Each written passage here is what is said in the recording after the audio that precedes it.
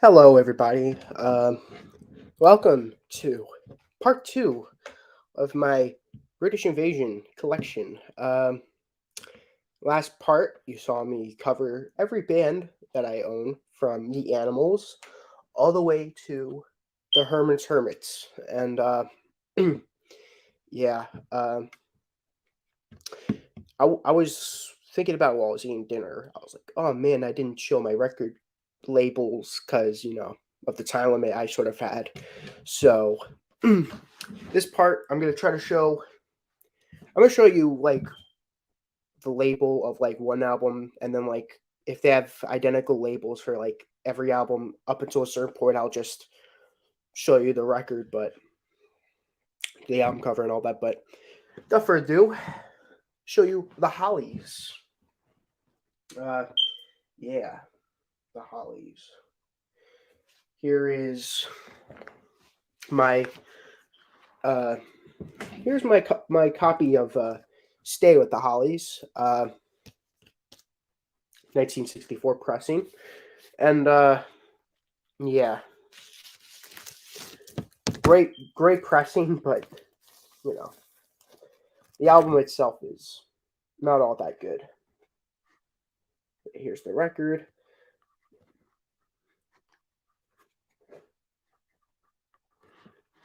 Same record label as the Beatles, so with the Beatles, you're not. Yeah, you besides the Apple label, you didn't miss out on anything in terms of the Parlophone releases. But yeah, Stay with the Hollies. Stay is a great song, but besides that, it's a very mediocre album. Very mediocre covers. Yeah,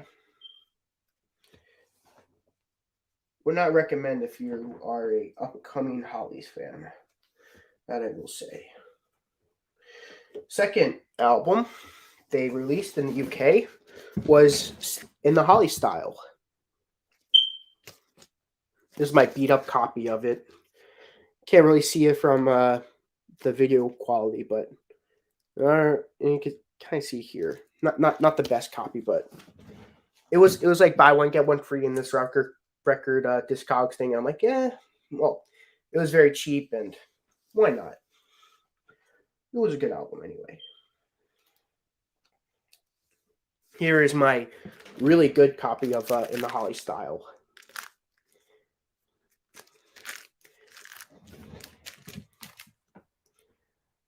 I'm a little embarrassed at the amount of money I spent into this album, but the sound quality is so good, in my opinion. I mean, for early British Invasion album, it sounds really good.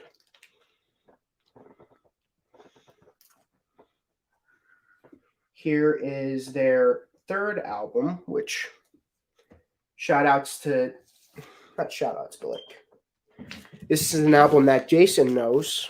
Uh, it's not on any streaming service either, which is a shame, which is Hollies. Very Last Day, You Must Believe Me, Put Yourself in My Place. A lot of great stuff on here.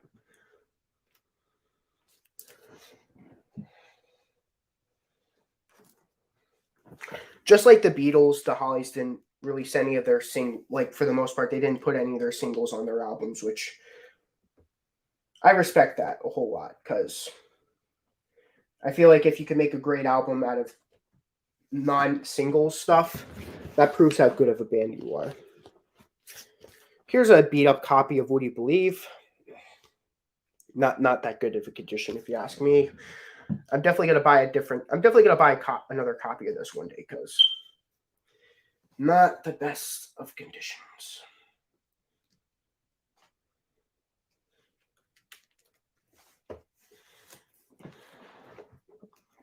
Okay. Here is my mono copy of For Certain Because. Well, one of two mono copies of For Certain Because. The second mono copy got rained on, and yeah, it's hard to show it here, but has the the rain effect.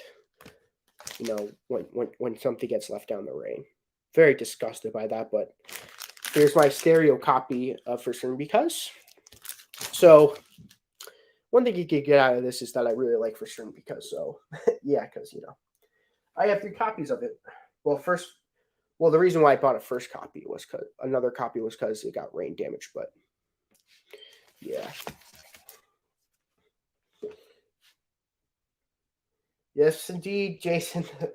I'm gonna highlight your comment as after I put these records away.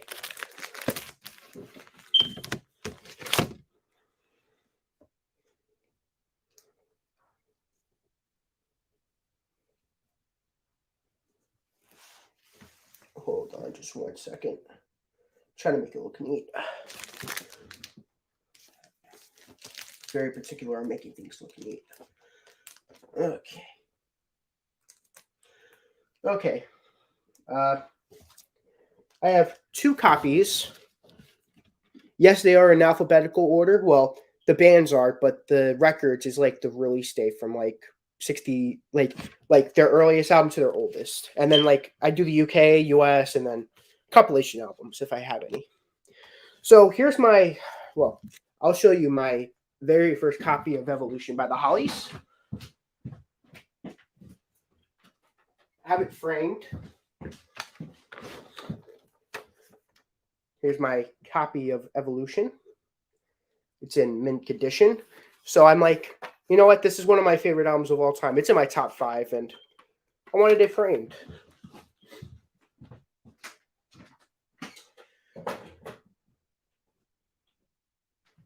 Fun fact, it was released the same day as Sgt. Pepper's. If you didn't know that, it was released the same day as Sgt. Pepper's. Here's my more beat up copy of Evolution, but I saw it was kind of cheap, and I'm like, man, I love this album. So I always like to have a second copy of an album that I really like, just in case the first copy gets more beat up. Here is a repressing of Evolution. You might be wondering, you have 2 originals of Evolution. Why buy a repressing of it? Well, very, very curious viewer. I bought it because it has the original UK order, plus it has singles on it. On a Carousel, which I know, Jason, you like that song, so that's one of the reasons why I bought this album, because I really like On a Carousel, and I know you, Jason, you like it as well. Also has Carrie Ann, and it also includes the B-sides with it. So yeah, I'm like, man, these I really needed to get that.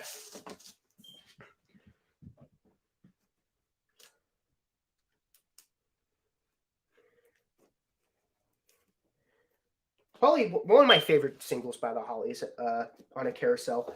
Very good.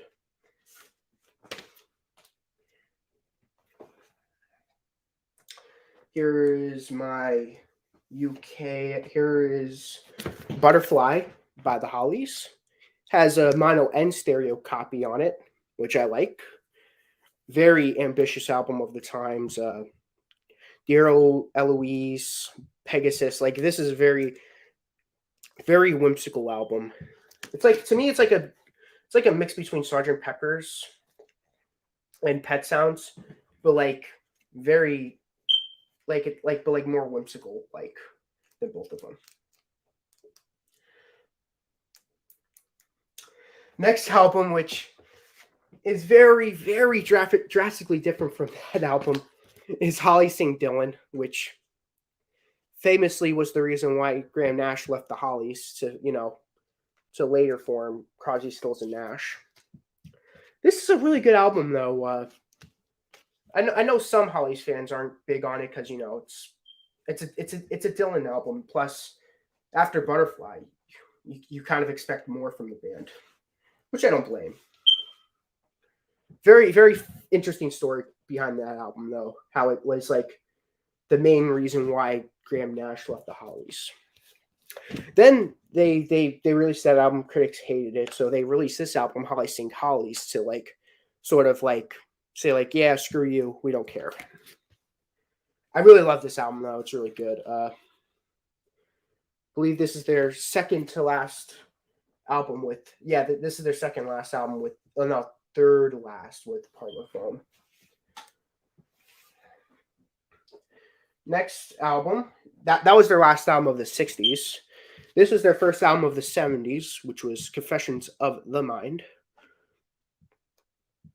I used to not like this album. I used to call it Holly's Part 2 because I always thought these songs were very similar but not as good. But this album has grown on me. Survival of the Fittest is the very last Clark Nash Hicks composition with Graham Nash as a contribution to the lyrics. Man Without a Heart's great. Little Girl, it's good. Isn't It Nice is amazing. Perfect Lady Housewife is alright. Confessions of a Mind is brilliant.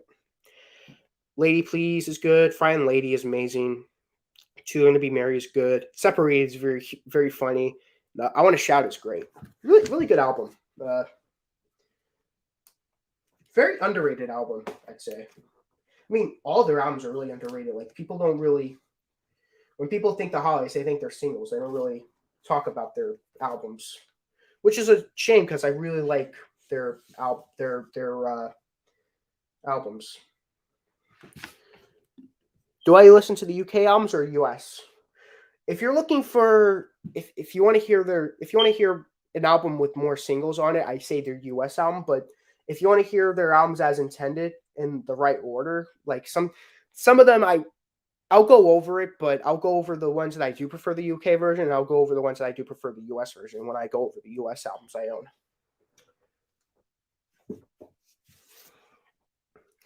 Here's an album called Distant Light. I bought this album for $2. Can't believe I got it for that cheap. Sounds great, actually. This has the big hit single off of it, One Cool Woman in a Black Dress. But I find the rest of the album to be just as good, if not some of the songs I think better than One Cool Woman in a Black Dress. What a Life I've Led is great. Long Dark Road is, I love that track. Look What We Got, it's great. Promised Land is amazing. This very good album. Very good. And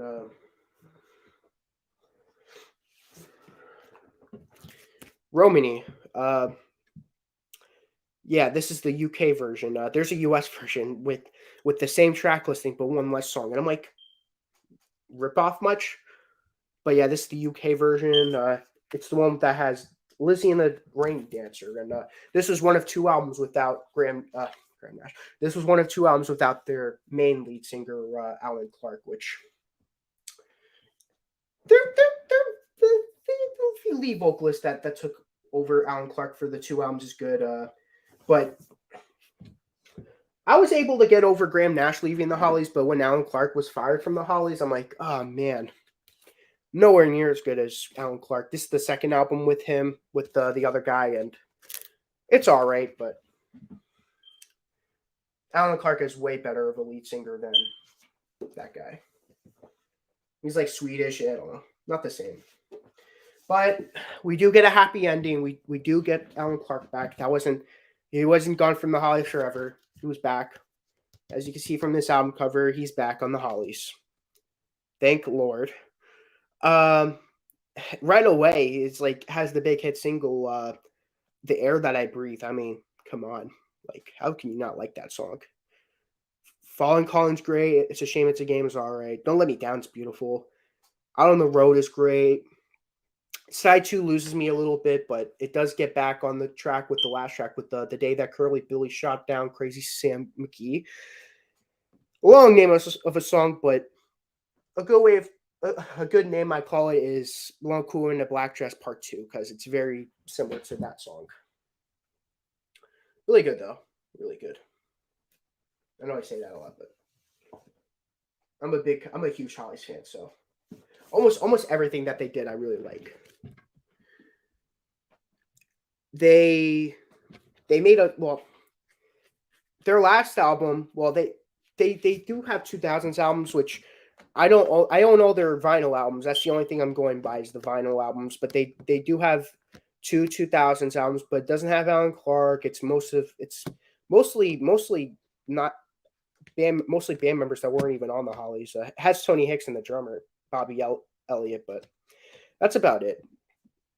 I will show you an album that I do find intriguing, but I'll get to that when I get to that. I don't know why I brought that back out. Hold on.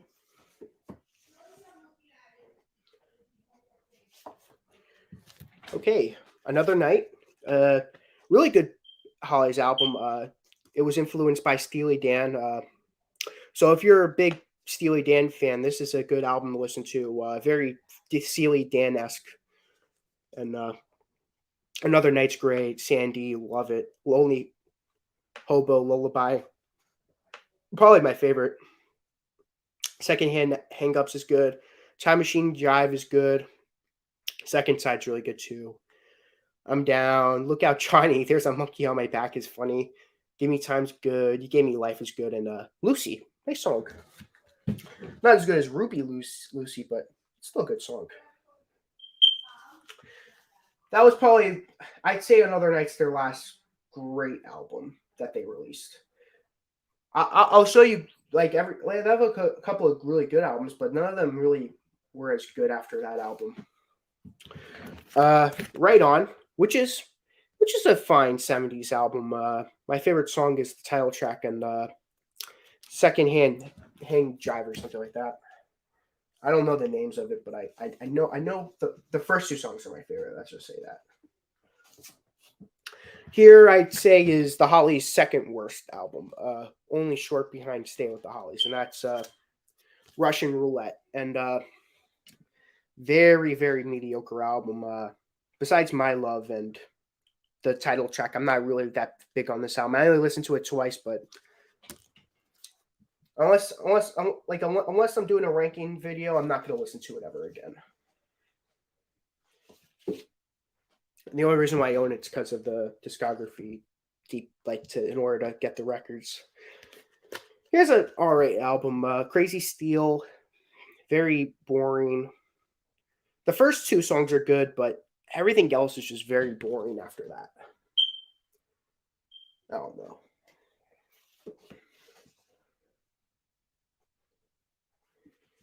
I mean, most of the time it's really good when a band stays together, but then sometimes they just burn themselves out and they're just I don't know.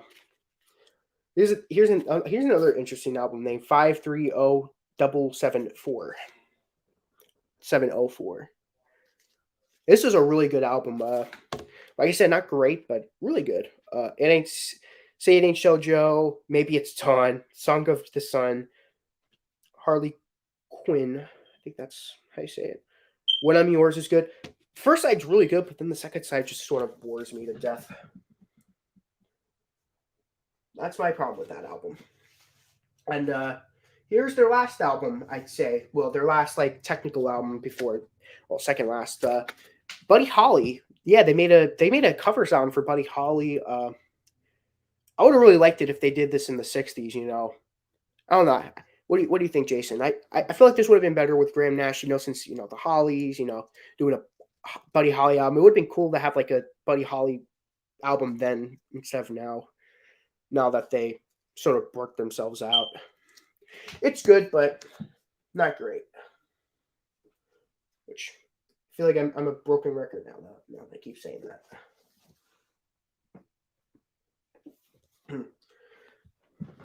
Here's their last album, I consider, and guess who's back? Good old Graham Nash. Yeah, Graham Nash joined the Hollies for one last record with them, and again, it's not great of a record. Otherwise, I would have said it's their last great record for a while. But yeah, this is really good. They do a killer cover of "Stop in the Name of Love." Casualty's good. Take My Love and Rud's good. Say You'll Be Nine's great. Just One Look, their cover of that is good. After a while, basically one of their first singles. Yeah, Garrett, the Hollies. I don't know if you've been watching this the whole time, but if you just joined in, you missed out on looking at all their UK albums. Sorry, Garrett. You got to. I guess you got to look back on that.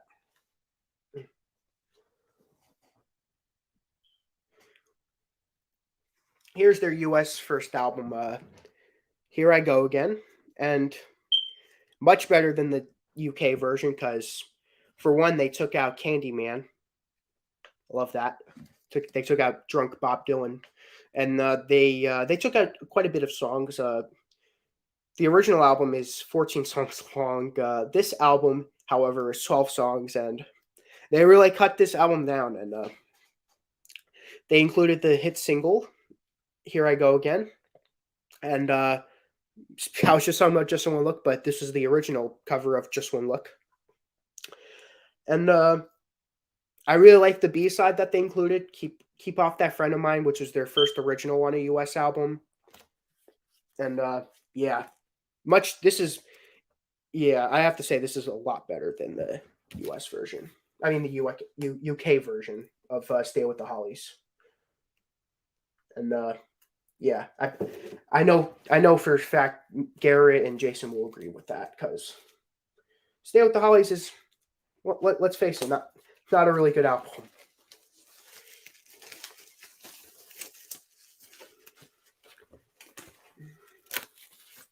It's a good album to see where the Hollies started as a band, but it's not an album that I really be taking seriously. Not like albums like Please Please Me and all that. Much better British Invasion debuts. Well, Garrett already said it. Here, right here. This is basically the Hollies album, but they took out Mickey's Monkey, which I love that track. Very sad that was one of the tracks that they had to cut off this album. And Fortune Teller, which, yeah, that album is very Fortune Teller is very mediocre. I'm very glad they took it off of Hollies, and well, they took it off for this album. And they replaced them with I'm Alive, which love that track, and Look Through Any Window, which, man, I love Look Through Any Window. I like the US albums. I don't know why. Probably because I don't want to buy 45s to get the hit single. Yeah. Yeah, I could definitely see where people would pick the US albums. I mean, these first two US albums is better than the UK albums that I came out of. They never had a In the Holly style US version. They, for some reason, they skipped that album, which is a crime because if they would have took out So you shouldn't stay with the Hollies, you should leave with the Hollies. That's funny. Oh man, that's funny. The Zombies' first US album is much better than Begin Here. I totally agree with you on that. Totally agree. But yeah, Jason, if you ask me, the first two albums, definitely US version's better.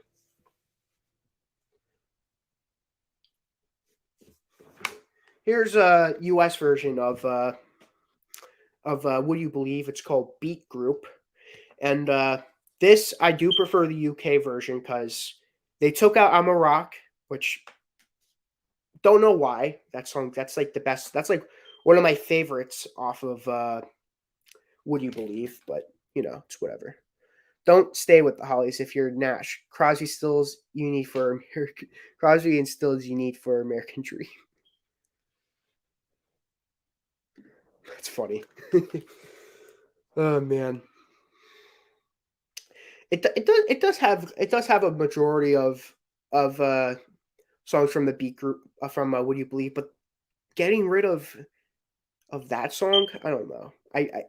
I don't get why they got rid of I'm a Rock. That's probably my favorite off of Would You Believe besides Fifi the Flea, which I love that track. Basically Grave Nash's Yesterday and what am I thinking? And I Can't Let Go, which opens up the US version. I actually like it as the closer, but here's what it is. Here is what I consider to be their Yesterday and Today. That is their Bus Stop album. It has all their singles, like Bus Stop, Baby That's All, which is a B-side. Don't Run and Hide, which is a B-side. You Know He Did, which is a B-side. So it has the singles. It has two songs from the debut that weren't on what wasn't on the US debut. Candyman, which sucks. I don't know why they had to bring it on this album. And What You Gonna Do About It, which is all right. I'm a Rock, which is on here, but would have been better on the last album, if you ask me. Mediocre cover of Sweet Little 16. We're Through, which I love We're Through. That would have been perfect on a US in the Holly Style album. Don't Run and Hide's great. Oriental Sadness, amazing track. It was used twice on an album. It was used on Beat Group and it was used on this album. So clearly it was good enough to be on two albums of theirs. I will say it's one of those albums you got to listen to for yourself. It's not a US variant of any album. It's like their Yesterday and Today, where it's like a mix max of a bunch of songs. What do you think of Jennifer Eccles? I really like the song, but I know in interviews Nash doesn't like the song. Really, I love Jennifer Eccles. That's one of my favorite songs from the Evolution album recording sessions. It was a single, but yeah, it would. I'll go over it when I go over the US Evolution. What I think. Here is their Stop, Stop, Stop album, which it's basically for certain because. So I already went over that album. Brilliant pop record. Stop, Stop, Stop is a great song, but the rest of the album is just as good. Now here's Evolution. For me, the butchered version of it. It does have Carrie Ann on it, but if you want Carrie Ann on an Evolution album, just get the reissued Evolution that I got. It's much better. It's only 10 songs, and yeah, it would have been smarter if they would have put Jennifer Eccles on this album because Jennifer Eccles would have fit on this album perfectly. And yeah, it's a shame it's a shame it's only 10 songs long. I don't know. Always pissed me off. Like really, really skimming your artist there in the US. I know it wasn't the Hollies who was doing it on purpose, but yeah, it's really, really upsetting to hear that. Here's Dear Eloise / King Midas in reverse. It's basically the Butterfly album without a couple of tracks. It does remove Pegasus, which I'm very upset because I really like that song. But it does include King Midas in reverse, which definitely one of, if not the best song on this album for sure. Dear Eloise is really good too. It includes a song that wasn't on the Evolution album, which was Leave Me, on the US version of Evolution, and has a different remix of Postcard, which is interesting.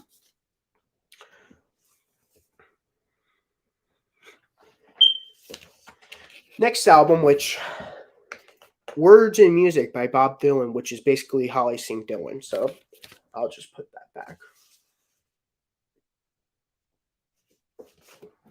Here is an album that is named after Jason's favorite Holly song. He Ain't Heavy. He's my brother. This is basically Holly Sing Hollies, but they took off a song called Gloria / Swan Song, and they got rid of Soldier's Dilemma. And the second one I was glad they got rid of, but the first one I'm like, oh man, that song's amazing. I don't know why they would remove that song. But they replaced one of, well, I would put it this way, they replaced one of those songs with He Ain't Heavy, He's My Brother. And if you ask me, that should have been on the original Holly Sing Hollies album because really good song.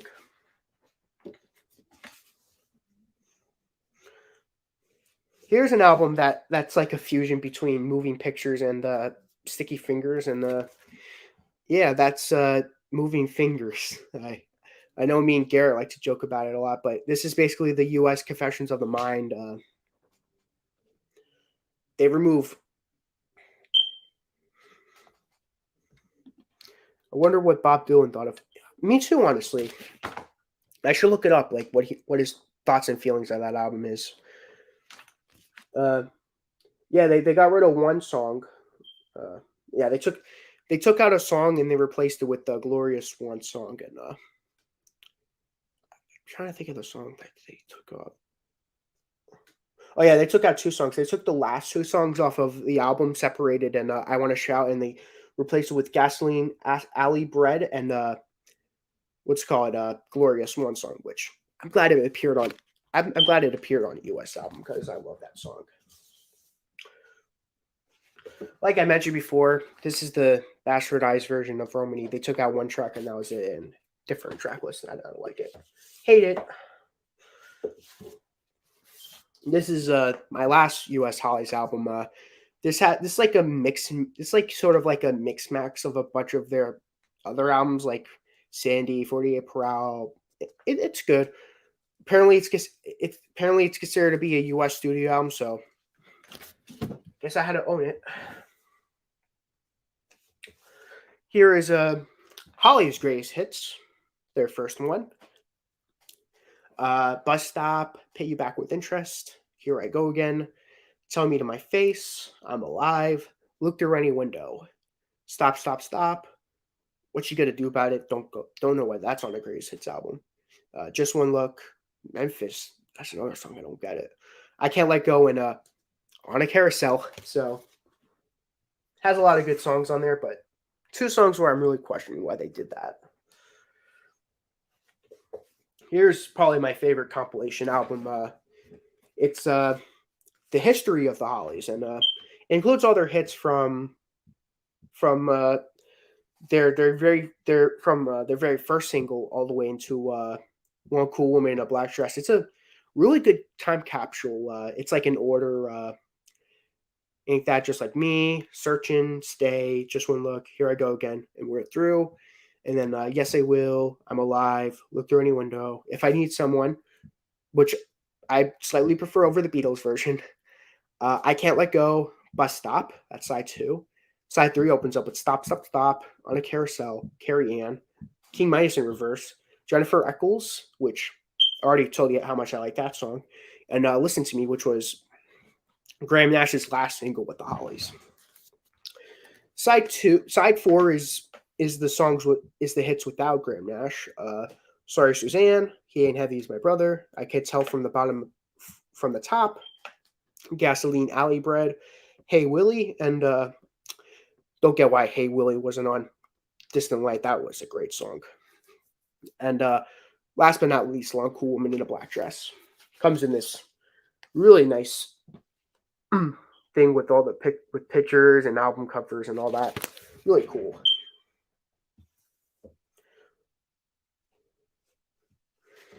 Here is my last Hollies album to showcase. Yeah, lots of Hollies albums. I will say. Definitely didn't shy away from owning any Hollies albums. We'll say that. Pretty funny though. But yeah, this is a 20 greatest hits. It's all right. Some there's like some that contain live versions, and yeah, not that good. No, I lied. This is my last Hollies album. This is a B-sides record. It contains a lot of their B-sides. So includes the B-sides of Carrie Ann, Can't Have You's My Brother, On a Carousel. I like it. In King Mice in Reverse, it includes all the B-sides, which I like. I'm a big fan of their B-sides, so I'm like, screw it. I have to own this. It's a B-sides record. I love B-sides. That concludes my Hollies albums. Yeah. The Air That I Breathe is so good. I agree. That's a masterpiece. Here is an album by the Honeycombs, which is aptly named The Honeycombs. This is their first album of 2, and really good British Invasion album. I forgot to showcase all like some of the record labels by the Hollies, but I don't feel like going back. But yeah, they're on the Pie label, which was the same label as the Kinks. So I thought that was cool.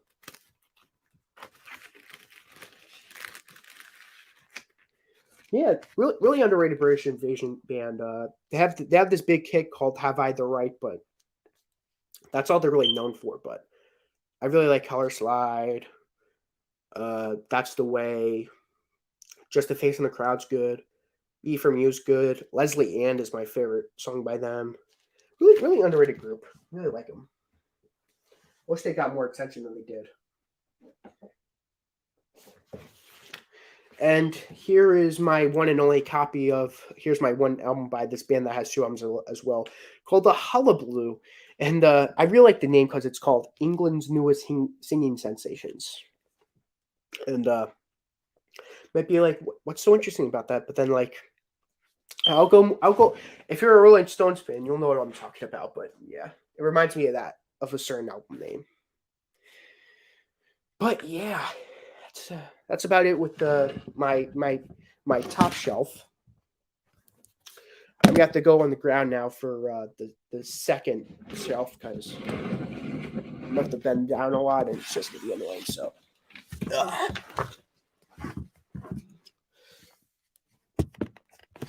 okay. Next up, the Kinks.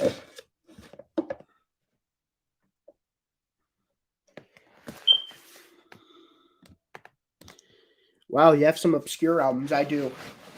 I have quite a bit of obscure albums, but yeah,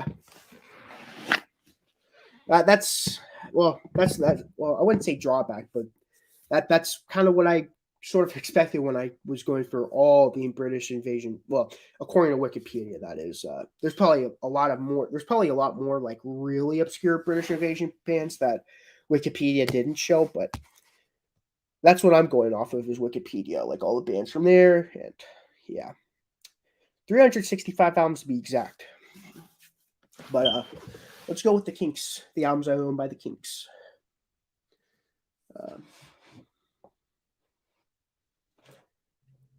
I don't own their first UK album, but I own their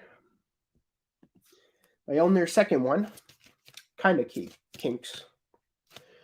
This is a good album, but besides Tired of Waiting for You and a couple of some nice deep cuts, I'm not the biggest fan of this album.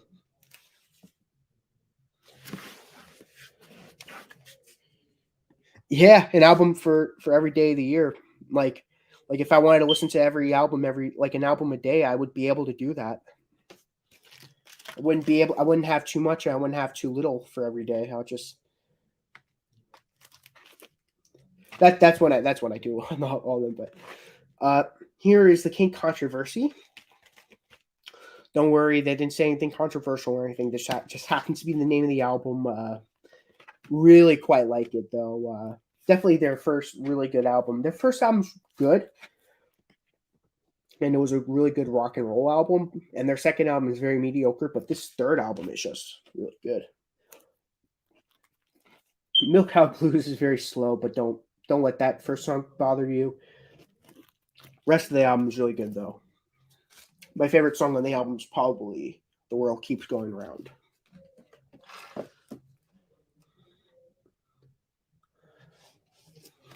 And every like the Kinks albums, their '60s albums, all were on the Pi record. So I'm not going to show you the label, but yeah, just want to let you know they're the same label as the Honeycombs.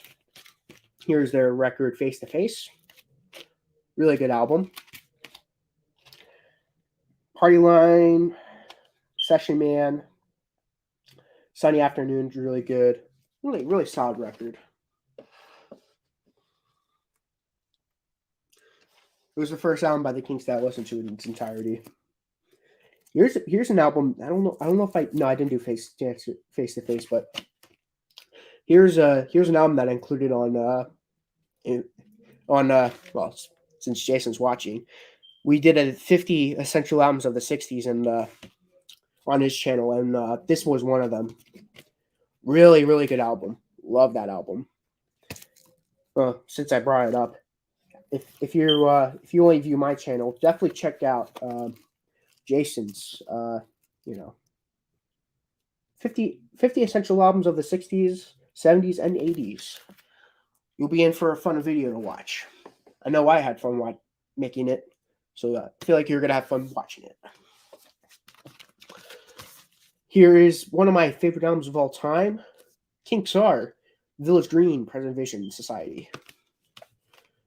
This was released the same day as the White Album. Really great album.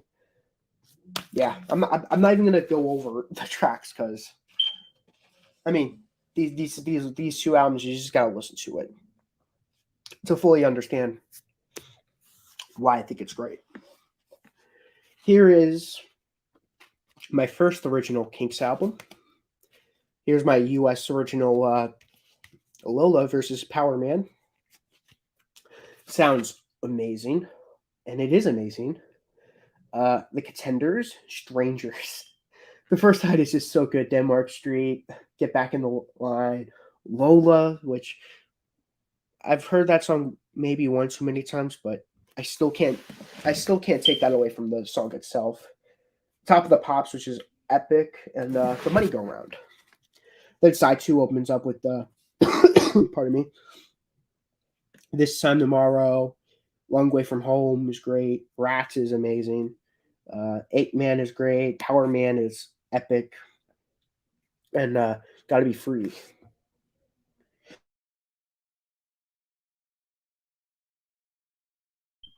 Sorry for that.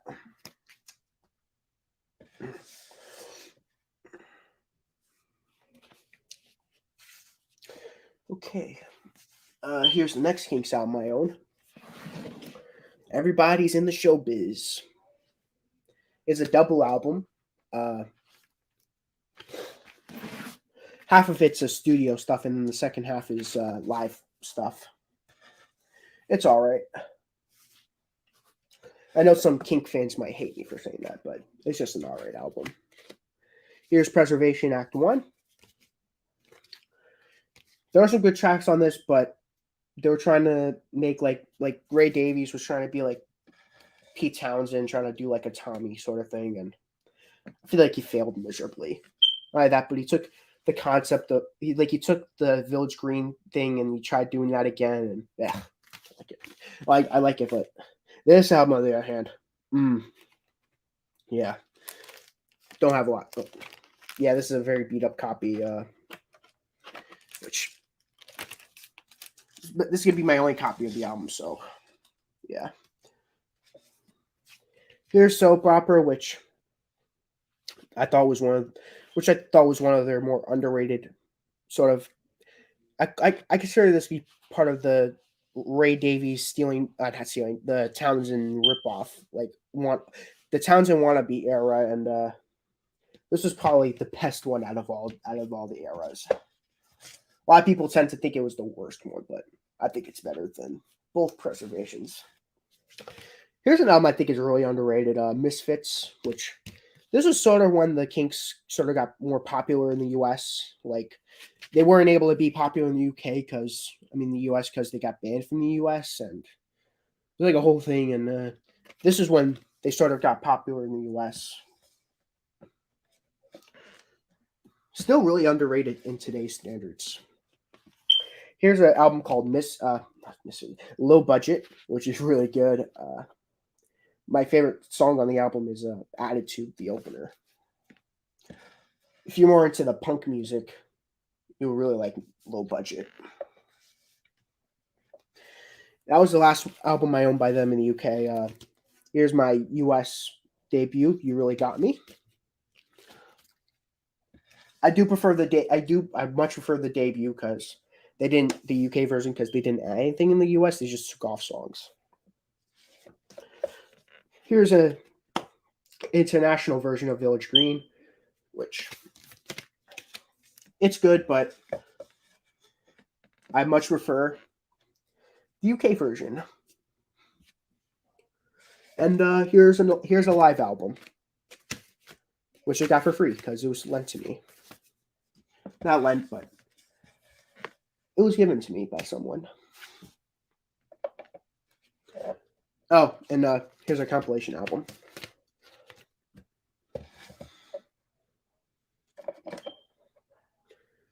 I will say the Kinks had probably one of, if not the most, compilation albums out of every British Invasion band. Okay, now for the next band, Manfred Mann. 5 Faces of Manfred Mann. Here's their debut from the UK. Really good.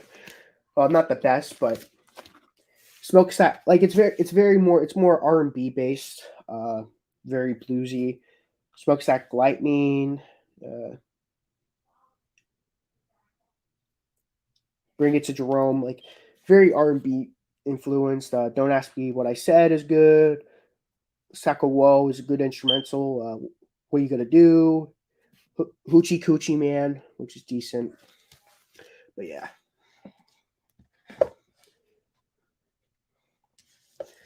Here's their third album in the UK, As Is. This is their first album because their first album had a vocalist called Paul Jones. He ended up quitting Man for Man. He ended up pursuing a solo career, which yeah, he actually had a hit. He actually had a hit on his own, that guy, which is good for him. And they had a new lead vocalist called Mike Adobo or whatever. And I much prefer his albums than when he was when the other guy was with them. Trouble and is good. Now and Then Think. He had a really good Bob Dylan cover of Just Like a Woman. Really good. But yeah. That's all my UK albums I own by them. They only had 5 UK albums. Here is their US debut, the Man for Man album. It's basically their first album, but shorter, and it has their big hit off of it, Do What Diddy, which really good song. I will say it's very drastically different from the like Man for Man singles is very like as well with their original lead singer is very different from their album tracks. Some might think I personally don't find a problem with that, but a lot of people might find like, oh, I bought their singles, but then their album tracks are so much different. Like, what the heck? So, yeah. Here's their album Mighty Quinn, which was their biggest hit with their newer lead singer, Mike Adobo. No other hits off this album, but it's still a really solid album. This is the US album of a UK album, which was their last, but actually for the UK album, but this version's good. It was at the record store, so might as well get it.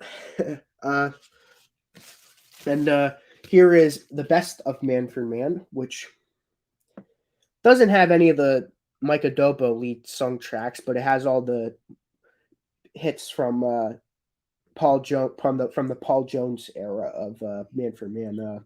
Sha-La-La, 5, 4, 3, 2, 1, with Do What Diddy, obviously, Pretty Flamingo, Oh No, Not My Baby. Really, really solid album. I actually like that compilation. But yeah, that's all of my Man for Man albums I own right now. Here is the Mersey Beats. They only had 1 album. And here's my original UK version.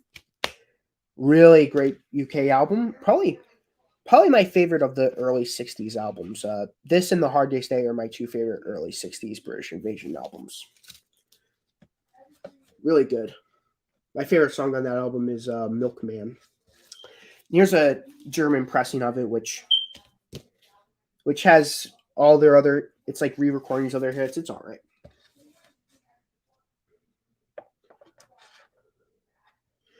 Now here's a band that I find to be criminally underrated. They're called Moody Blues. I wouldn't consider them to be super underrated, but they are underrated. And here's their first album, original UK pressing of The Magnificent Moodies. Very different from what they would end up doing after this album. Definitely, they're like if you're a fan of their albums after that, which I'll show you the album that came after it, which most people like know that as probably their debut, but that's their real debut album, and really quite like it. It's not the best of debut albums, so it's good. Days of Future Past, which I mean, the difference between that album and this album is just whoa. There are quite a bit of albums I own that I never listened to before. In Search of the Lost Chord is the last album that I own by them that I know. And this is really good too. I actually prefer this over Days of Future Past.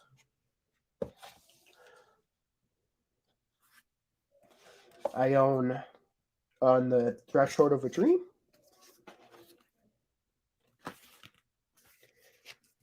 I don't have a lot to say about these next albums because I never listened to them. To our children's children.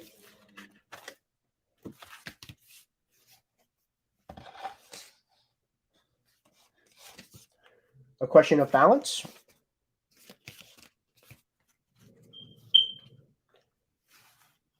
Most of them are gatefold albums. Oh, very unique.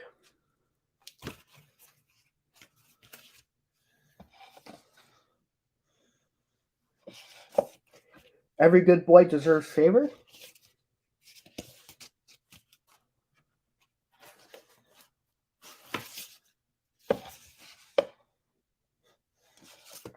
Seventh of Sojourn.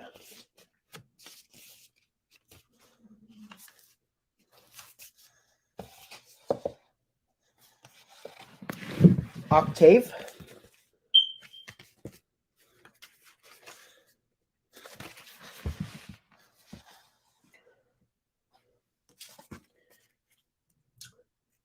Long Distance Voyage.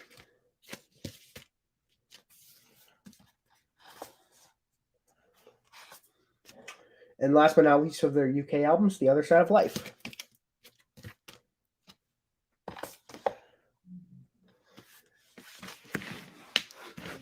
And the Moody Blues, Go Now, their US debut, which is better because it has more of their singles on it. And yeah, at that time, they were more of a singles band than an albums band.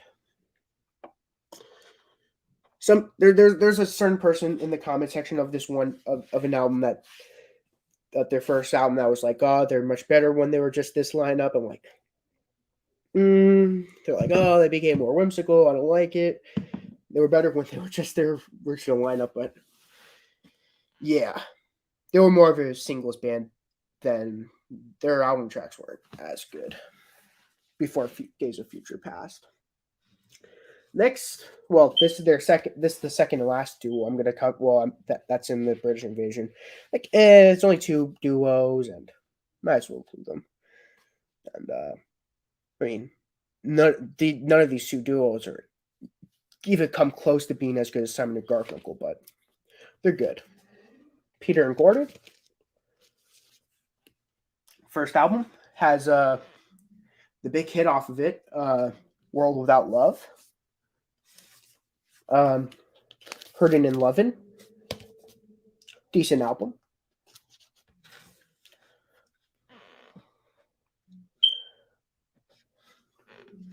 Here's their US album. Here's their third US album. I Go to Pieces. It's good. Has that big hit off of it. I Go to Pieces. Here's their 66 album, Woman. One of my favorite Peter Gordon songs. The rest of the album's good, but none of the songs go nearly as good as that first track, which was Woman.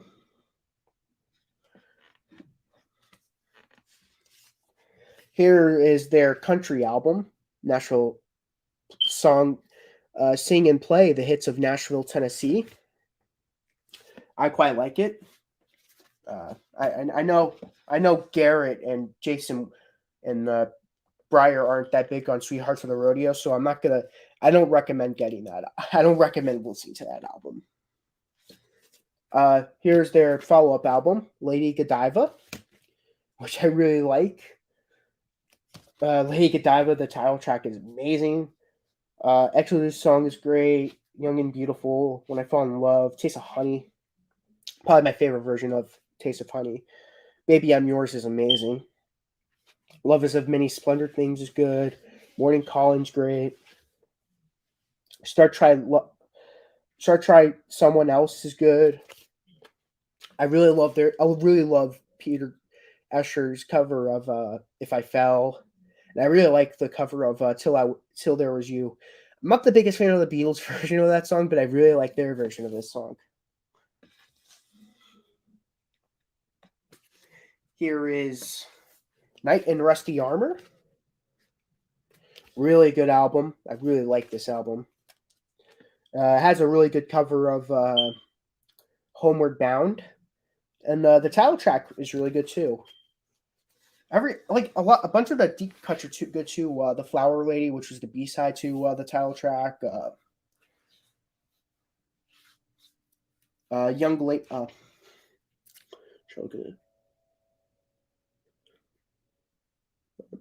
What's the name of that song? A Young Girl of 16. That song's great. Yeah, really good album. Here's the last Peter Gordon on my own. In London for Tea. Very British sounding. The London at Night. It's really good. Written by Cat Stevens. The Jokers. I'm Your Puppet. Sunday for Tea, which was a really good single. But yeah, that's Peter and Gordon. Really great album. Now for the Rolling Stones. This is definitely gonna be the longest portion of the video. I'm actually have to sit up for this one because so much albums they own. So much Rolling Stones. I mean, the Rolling Stones, they had so much albums. I have so much of their albums. Look. It's like an entire list. It's like an entire shelf on its own. 365? Yeah. A lot of albums.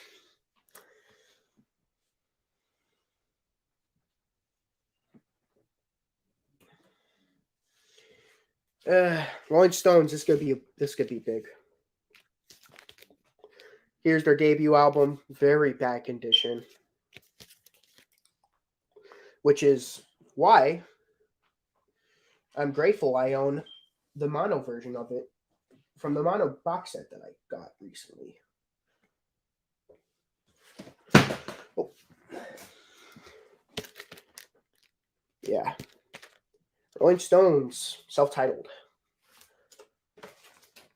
About to take, yeah. Rolling Stones have probably been together the longest. Definitely. They're even releasing a new album, which is crazy. Crazy to think that.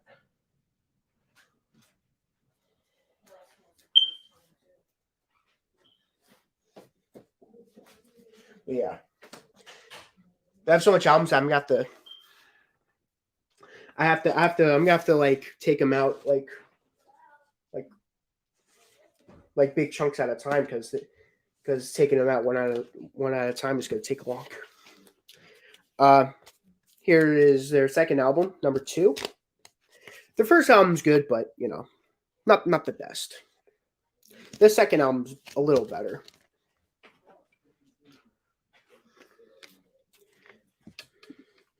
It's crazy because I can think of only 2 or 3 members have passed away. Yeah, it's crazy. Only 2 of their members have passed away. Yeah, Brian Jones. Well, for the longest time, it was only one person that passed away, and that was Brian Jones. So most of them were able to live till they're old. So think of that. That's a great thing. Here's my mono box set version of number 2. Here's my copy of Out of Our Heads, UK version. I do like the UK version.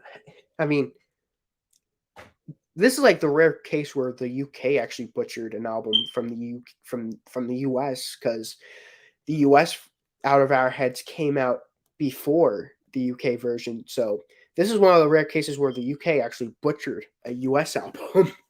Crazy to think about that. And here's my mono box set version of Out of Our Heads. Here's Aftermath, the mono version from the box set. And here's my first copy of it.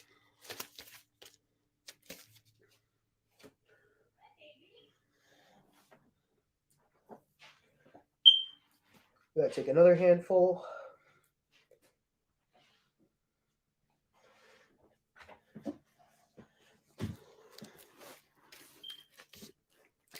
Okay.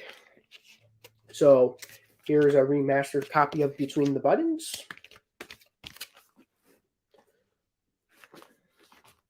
Here is another copy of Between the Buttons, UK version. Here is the mono copy of Between the Buttons.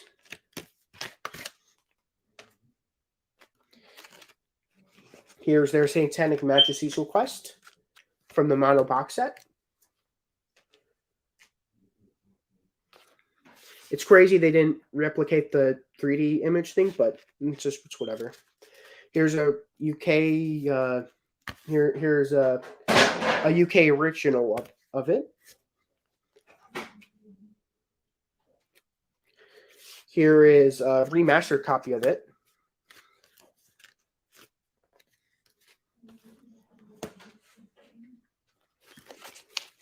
Here is Beggar's Banquet mono copy. Here is the 2018 version, or the anniversary version. Really good album, Between the Buttons. I wasn't going over the albums, everyone, but I'll tell you about all the 60s albums after I show them. Here's my remaster copy of Let It Bleed. Here is the mono copy. So, really love Aftermath. That's one of my favorite albums of all time. Really love Between the Buttons. Very British sounding, very Kinksy, very Kinks-like. Their Satanic Majesty's Request, I think that album gets way too much hate. Beggar's Banquet, really good, but I find it to be a tad bit overrated. Just a tad bit. I don't hate it. I just think it's just a tad bit overrated. Same goes with Let It Bleed. I find those two albums to be a tad bit overrated in their 60s catalog, but that's just coming from someone who really likes their poppy 60s Beatles sounding records, but I don't know. Now they continue with the 70s. Pull out all their 70s albums. Make it easy. Like most of those, I had at least one I had at least 2 copies of them, and yeah. Have you done a top 10 favorite British invasion bands? I have not, but I'm considering doing that actually. Yeah. Who knows? Maybe during the collection I might think about it, because yeah, there's like 34 British invasion bands. There has to be at least 10 of them that I like the best. So, yeah. Here's my copy of Sticky Fingers. Very good album, by the way. Exile on Main Street. Their most overrated album, in my opinion. I know Garrett ain't going to argue with that. Goat's Head Soup.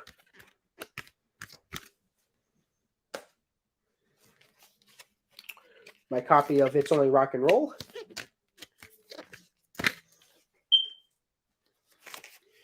My copy of Black and Blue.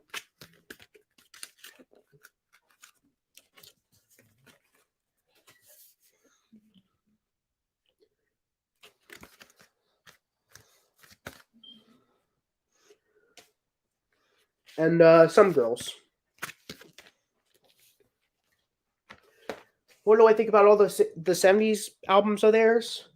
Sticky Fingers is really solid. Not one of my favorites. So, again, a little bit overrated. Exile on Main Street, I think it's 100% overrated. Goat's Head Soup is a lot better. It's Only Rock and Roll is very underrated. Black and Blue is garbage. I hate that album. We did a Rolling Stones ranking from their first album all the way until Tattoo You, and I already said it. It's their worst. It's the worst album. No changing my mind about that. But yeah. And Some Girls. Oh man, what a great way to end off the decade with that album. Beast of Burden. That song alone makes it really high on the list. But yeah. But yeah, really good, really good, really good. They have like either really good '70s albums or really not that good '70s albums. Like for me, very few in betweens. But yeah, that's with their '70s albums. I'll take a handful of their post '70s albums. Here is their 1980 album, uh, aptly named Emotional Rescue. I find it to be very underrated. I know Garrett and Breyer thought very lowly of it. Here's Tattoo You. Love that album. I love it so much that I had a second copy of it right here.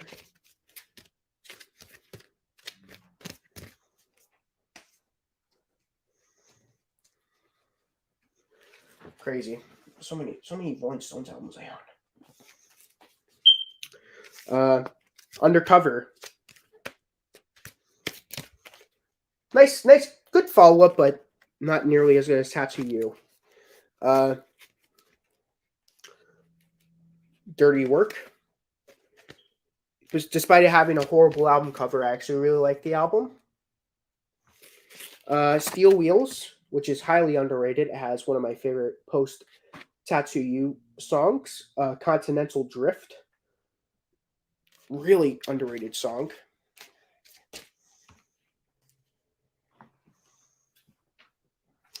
And the last of their UK albums, for now, that is because they're releasing a new album soon. And I'm going to have to own that album. Voodoo Lounge. Pretty good. Probably their last really good album. I mean, to me, it's their last really good album, but telling by the first track of their newest album, I feel like that's going to change my mind. Bridges of Babylon, which is very mediocre. Bigger Bang, which I just straight up don't like this album. It sucks. And last but not least, Blue and Lonesome, which is another very mediocre album. A lot of Rolling Stones fans really like this album, but I don't get that. It's not that good in my opinion. Here we go. Now for the US albums, which thankfully not nearly as much. England's newest hitmakers. That was the funny thing about before with the England's newest singing sensations and the England's newest hitmakers. Funny albums. I always thought that when they always say like England's newest, like, ugh, so pretentious. 12 by 5. This is the album I owned. This is my very first Rolling Stones album I owned, studio-wise. Here's a mono copy of that.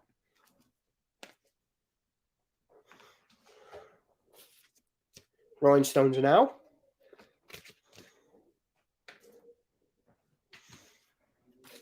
Mono copy.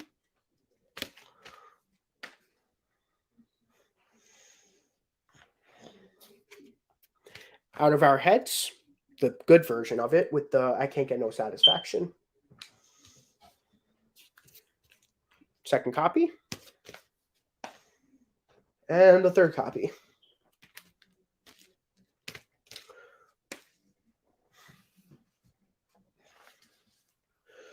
December's Children. I own that on the mono box set, but didn't have enough room to add it in there. Same with the Aftermath and Flowers.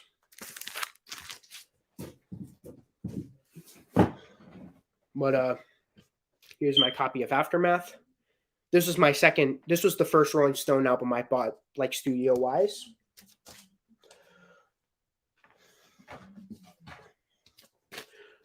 Between the Buttons.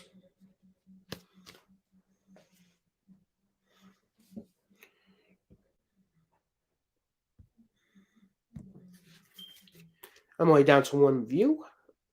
Probably still Jason. Flowers.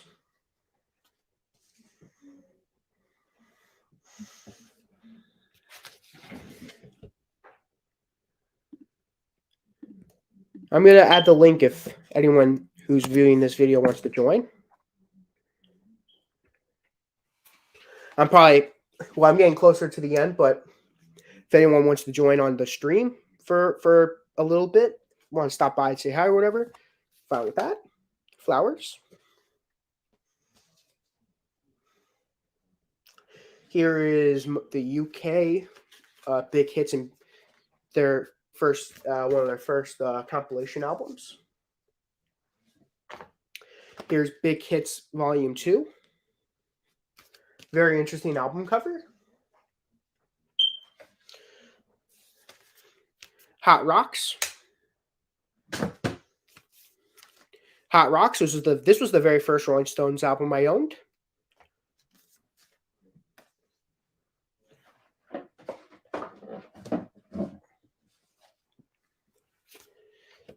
Flowers is the last album you've heard, and you actually really like it. That's good. Kind of like, yeah, that's good. It's good that you like that album. Jamming session with Edward Jones with Nicky Hopkins. The US Big Hits Volume 1. The US Big Hits Volume 2.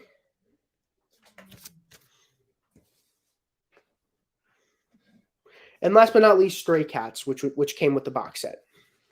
This is basically their past masters. Mono masters.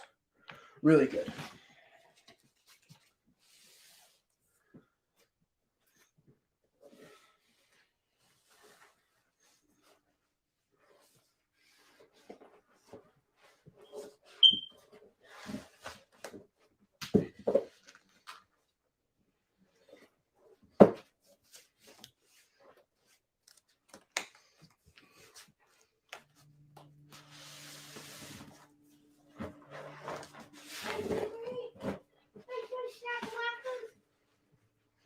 Sean, come here.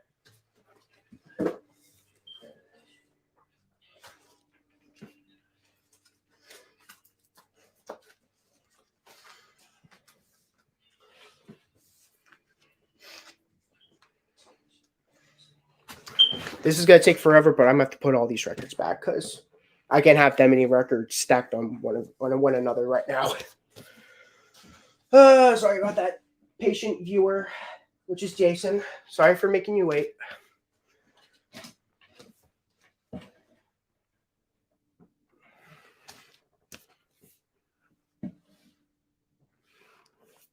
I know right now Jason's like, oh man, that sucks. I'm gonna have to unsubscribe now. Leaves me no choice.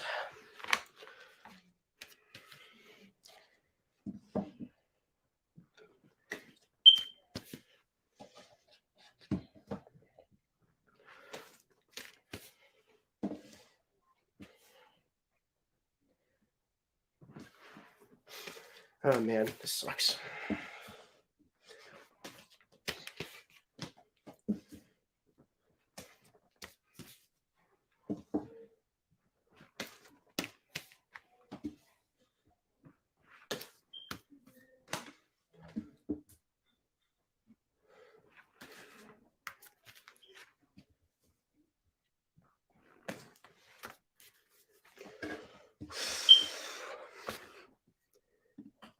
I know the feeling putting stuff back after making a video. Yeah, I was going to save all the putting away, but I can't have all these records stacked on one another for obvious reasons.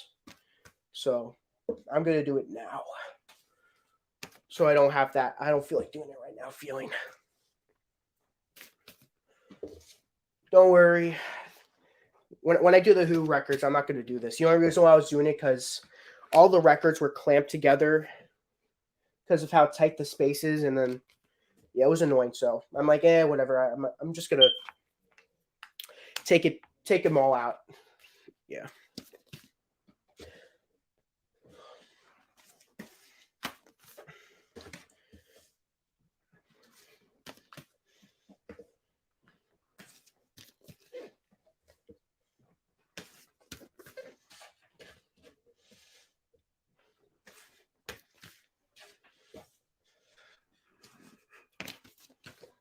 Oh man.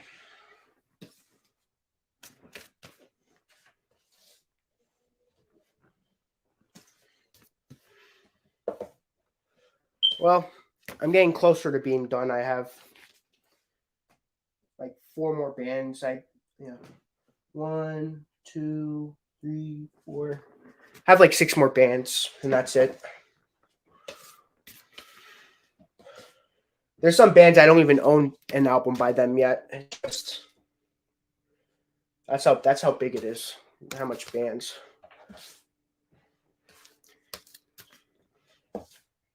Like doing like a full album collection video, it's gonna be huge. It's gonna be very long. Bigger Bang, worst Rolling Stones album. Well, yeah, it's their worst album. Even worse than Black and Blue, actually. Because at least Black and Blue had Memory Motel on it.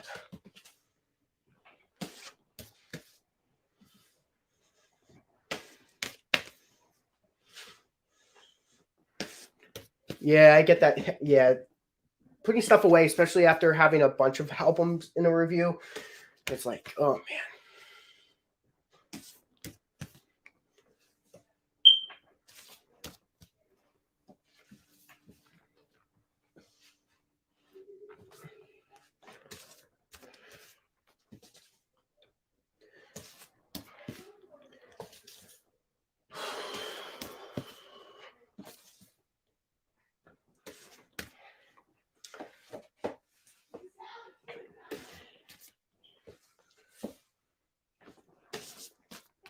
Thanks for your patience, Jason, by the way. This must be extremely boring to watch right now.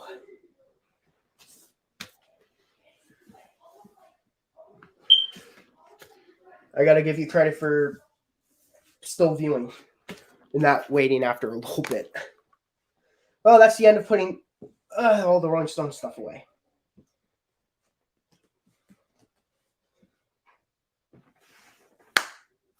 I'm done. Now for the next band, which, thank God, doesn't have nearly as much albums as the Rolling Stones. Whew, my God.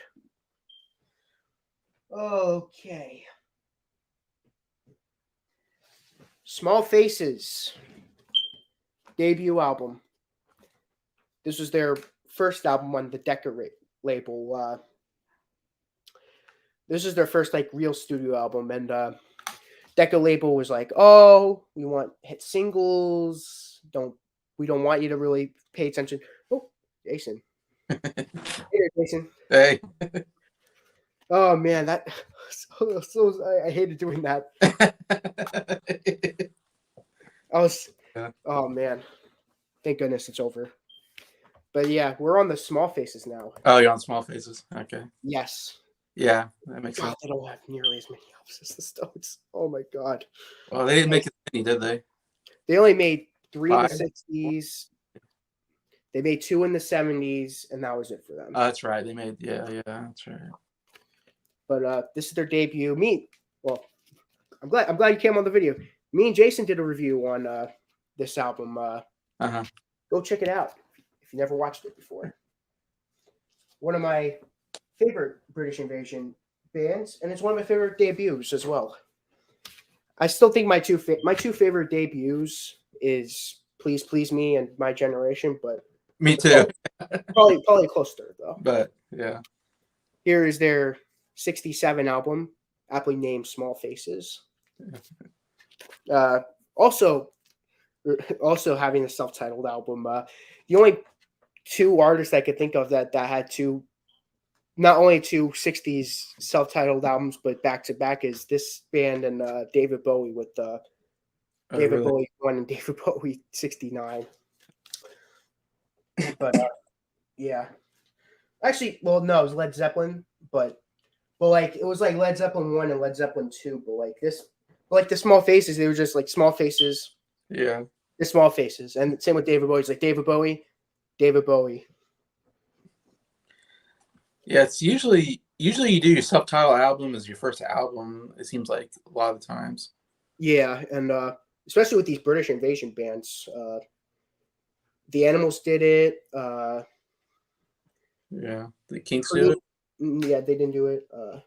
Dave D, Dozy P Can Make It, Titch did it. Freddie and the Dreamers, Hermits. Yeah. Hollies did it on their third album. Kinks kind of no, Kinks did it. Kinks. Okay, I was thinking so. Mersey Beats did it. Yeah.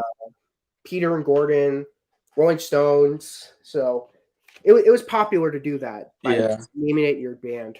Yeah. Here's my 60 70. Yeah. This is my 73 copy of Odd Against Snuck on Flake. We didn't review it on. I didn't review it on my channel, but me, Jason, and Garrett reviewed it on his channel. Go check that out. Sound Lab Studios. And they made well, here's my original pressing. It's so delicate. Like, I accidentally took off a lot of the pieces.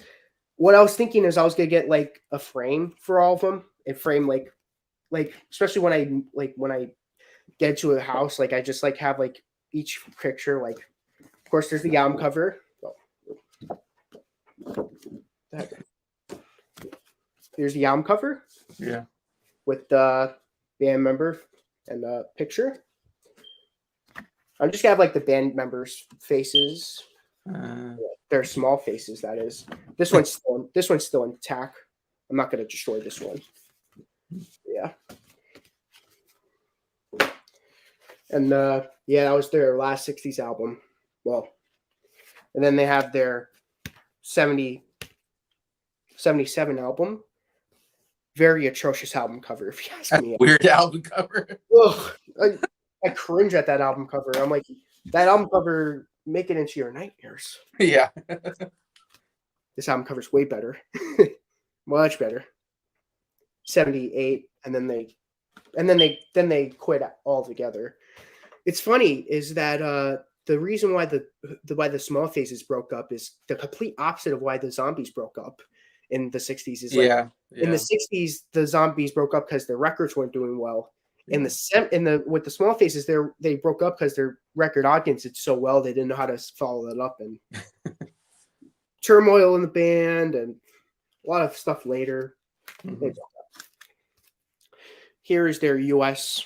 compilation. I consider it to be an album because it mostly has songs from stuff that wasn't released on albums. It includes 2 songs from their debut, Sha La La La Lee and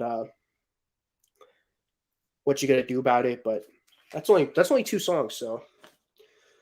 And not that, but it's a 14-song album, so. Yeah. There are but 4 Small Faces, which is their second album, but with the hit songs on it. Ichiku Park, Tin Soldier, Here Comes the Nice. This album didn't chart at all in the US. The second album charted in number 12. I feel like if they would have included the hit singles on their second album, it would have charted higher. Like, their first album charted at number 3, then their second album charted at number 12, and then their audience went to number 1. Which very shocking. Like, that album is so weird and British, but Odyssey and Oracle was very, very poppy and very Beatle-like. So I'm surprised that album was the one that got to number 1. I'm really shocked that one didn't hit bigger. Yeah, you think it would because it's very Beatles sounding. It's not really that out of conventional for a pop record at that time. And like Carousel 44 or whatever, is that it? Yeah, Carousel 44. They put it out as a single and it didn't do anything. I'm like, man, that's one of my favorite zombie songs. Is that one? Yeah, I could not believe it didn't chart, but yeah. Crazy. They had an album called.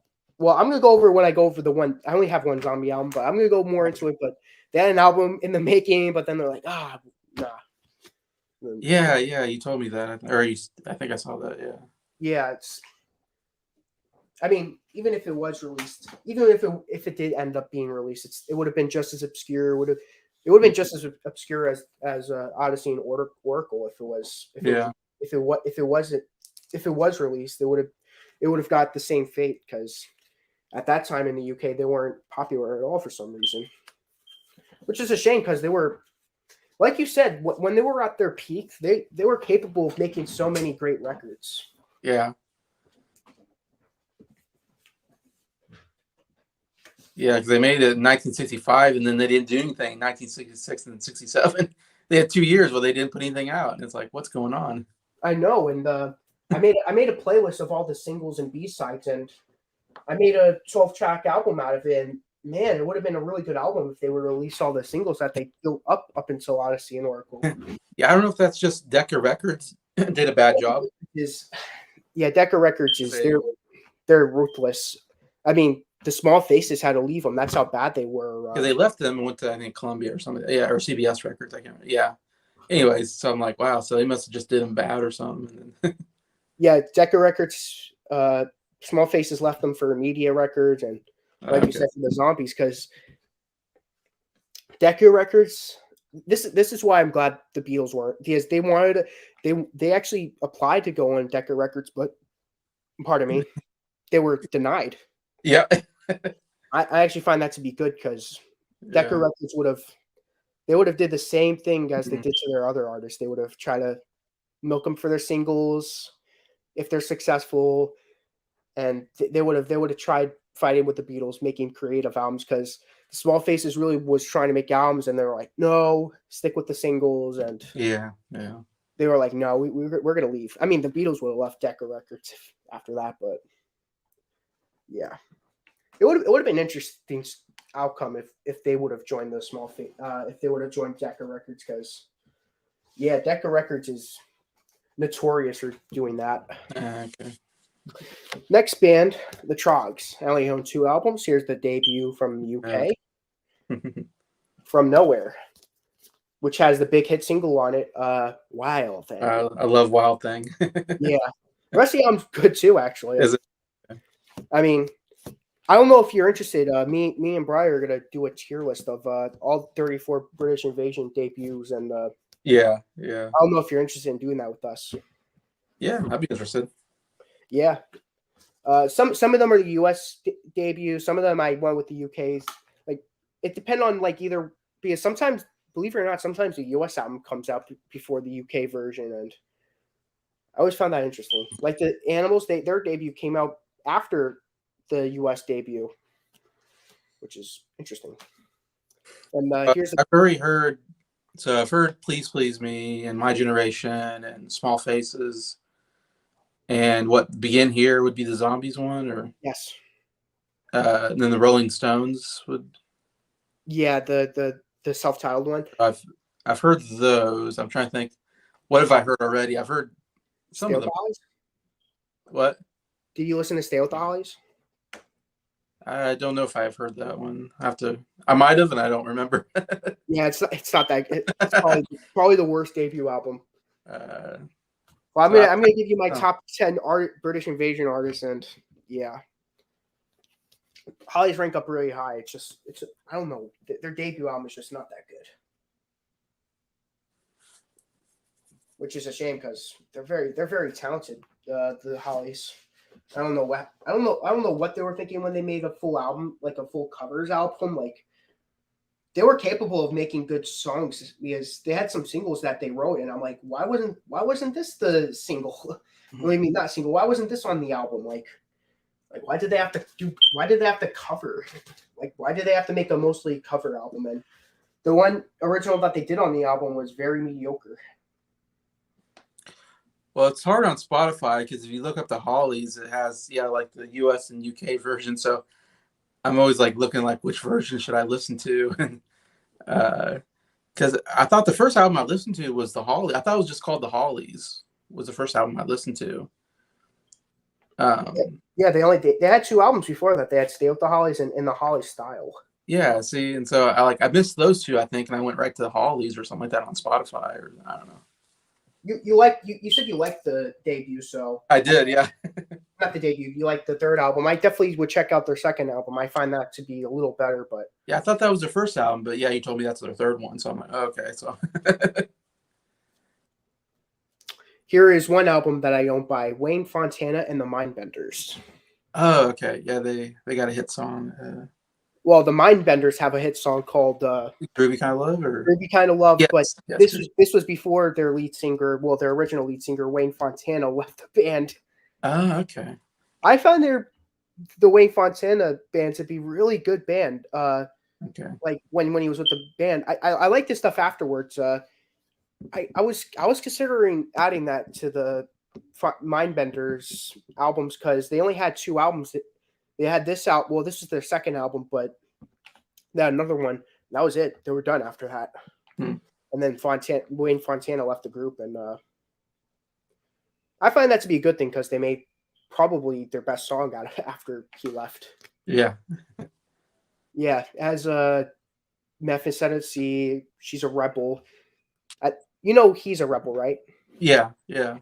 They made a cover called "She's a Rebel." I Okay. yeah, it's a good album. It is missing 3 songs on the on Spotify and iTunes. They got rid of a song. Really? Yeah, like 3 of them actually, and I'm like, really? Like, that sucks. Yeah, they're so far the only album I own by them. Definitely their best album out of the 2. I saw it at a record store. It was a Groovy Kind of Love. It was the album, but I didn't have enough money at the time, which I regret that because I would have really liked to hear an album full of songs by them without the lead singer.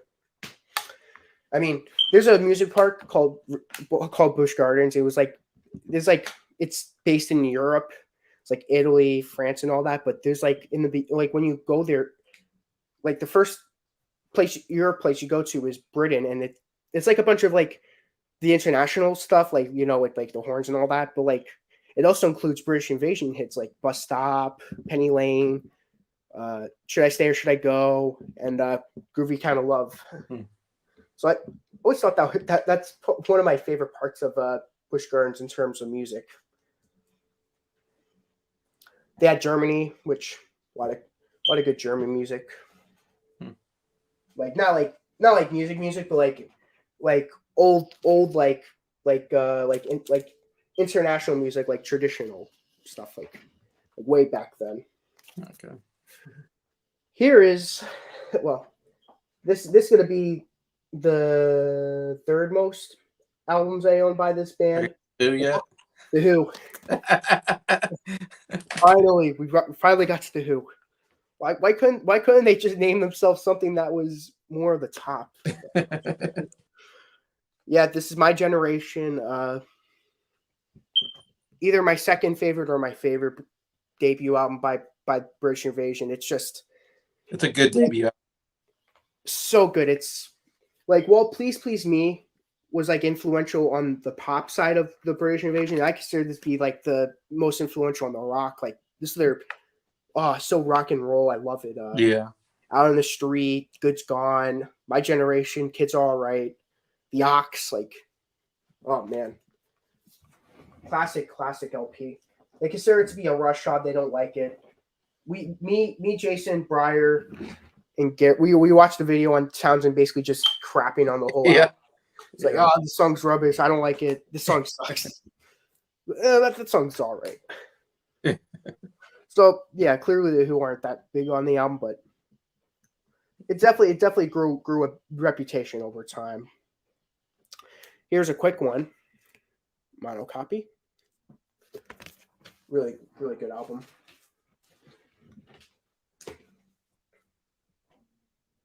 Here is a quick one with Happy Jack. This is the one that you have. Yeah. It's a 2-album collection. Yeah. Who Sell Out. Not 1, not 2, but 3 regular copies of The Who Sell Out. US original. I definitely want an original stereo copy of the album though. First copy I owned by them, but not the first like copy of the album I got, and then a double album of really good. And yeah, it's such a good album. We reviewed it on Garrett's Yep. channel. I made it no secret. This is my favorite album of all time. Some Yep. people might think I'm crazy, but you know, some people might just have to be crazy sometimes. You know. I have 4 copies of Tommy. Nice. Here's one copy. Here's another. This is the first copy I opened of Tommy, but on Underture, there's like parts of it that skipped. This is like a really crappy copy of it, so I had to buy another one, which is why I had a second copy. But then like I saw these cheaper copies of them, and I'm like, oh, what? Well, this is the third copy I owned, and then like a fourth copy was given to me, so that explains why I have 4 copies of it.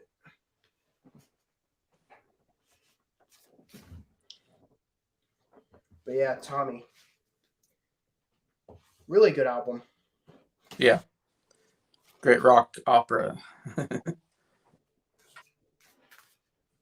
So I not, remember not like first that. time, well, when I first heard about the Who, I really, what introduced me was VH1 did like a top 10 like or top 100 like best songs or something like that. Mhm. And Won't Get Fooled Again was like high up on the list or something like that. I never heard of Won't Get Fooled Again. And if by the Who, and I didn't know who the Who was, my dad's like, it's like, yeah, that's a great one. And I remember my dad saying Tommy was like one of their big albums, and my dad bought the CD, and I remember, I think that was the first Who album I listened to it was Tommy, and it blew me away as a kid because I was like, what is this? I've never heard anything like it, you know. Yeah, it's like it's one of those albums where you can't not like it. It's just you can rank it low on your list, which I kind of rank it low on my list, but we could all at least agree it's a great album. Hi, sir. Thanks for part 2 of the British Invasion. The Hollies, Rolling Stones, great stuff. Oh, thank you. Thanks for watching. Great bands. The Who, Small Faces. I enjoy it. All bands. That's great. Here is copy of Who's Next. And here's the first Who album I ever bought. Right here. The first Who album I ever bought. So got the plastic? Yeah, still have to shrink. I was like, I didn't even listen to the record. I was like, I have to buy this because I know it's so popular. Yeah. Sometimes I just bought an album because I knew I was gonna like it, and I bought it and I listened to the whole thing, and I'm like, I was blown away. Still am. Even like you're gonna like. I just gotta give a heads up. I'm gonna rank this album. I'm gonna rank that album really low, but that's because I just happen to like the other ones just better. It's not because I hate it. It still blows my mind how great that album is. It's more of a preference thing. I have 2 copies of Quadrophenia. It's a grower for sure. I used to not like that album, but me and Garrett decided to give it more listens, and me and Garrett really like it now. Okay. Here's another Quadrophenia, but this is the movie soundtrack. Okay. The first, second, and third disc are like mostly Who songs, but then the fourth disc is like Night Train by James Brown, Louie Louie by the Kingsmen, Da Do Run Run by the Crystals, and He's So Fine by the Chiffons. Well, the Tommy movie soundtrack, I don't know what that would sound like because I don't own it, but it's like all the actors singing it in it. Because there's some bad singing in that movie. I mean, I really like the pinball cover by Elton John, but that's about it. Yeah, that's a good cover, but Jack Nicholson, I think, sings a song, and it's like it's not good. It's like go to the mirror, it sucks. Yeah. Oh man. Speaking of the Hollies, I've been picking up their albums. The next one I am looking to get is For Certain Because. That's a great album. Love that album. Yeah. Here's Odds and Sods. Odds and Sods, yeah. And here is another copy of Odds and Sods. The first one I bought at a record store, and the second one was given to me. along with Tommy. So yeah, I have 2 original copies of Two by numbers. by numbers. Yeah. One I thought was like it was drawn in, and I didn't like that. So when I saw this copy without the drawn in, I'm like, oh, much better. I have many copies of this next album. Well, not many, but I have 4 Who copies. are you? Who are you? I have a picture disc of it. The first side is That's the cool. album cover, but then the second one is this. Wow. Love that. I love this album. Even Jason likes it, which I was so glad. I'm like, oh man, I'm really hoping Jason likes this album. Such a good album. I mean, I was listening to it. I was like, wow, how did I not put this in my top 100 favorite albums? Like I just totally missed up on that one. Yeah. Well, it's even though it's not on there, it doesn't mean you don't like it. It's better. It's only. What am I thinking? I think it's never too late to discover a great Who album. That's what I like to say. Here's a remaster copy. I bought this album because I saw the album cover. I'm like, oh, I'm gonna love this album. I bought it, and then I never listened to it. And then like a year after I got it, I'm like, I gotta listen to this album. And then I listened to it, and I was so blown away of how good it was. Yeah. Here's when I got it at a record store. It was $2, and it was like a warning. It's like, attention, side 2, track 4 contains lyrics that may offend. Well, the "Who Are You" song has the F word in it, right? So yeah. And here's just an original pressing of it that I got. Such a fantastic album. Very underrated. Well, it's funny. I think I've always heard that song on the radio, and of course they cut the F word out, and then you hear the album, you're like, wait a minute, what did they say? Yeah, I know, right? But you have to agree, though, this album is just so underrated. Like, people doesn't get the love it deserves. Yeah, and I'd say the Who by Numbers is a pretty underrated album. It's a pretty good album. I love that album. Yeah, it's like kind of a hidden gem album because I don't think it has.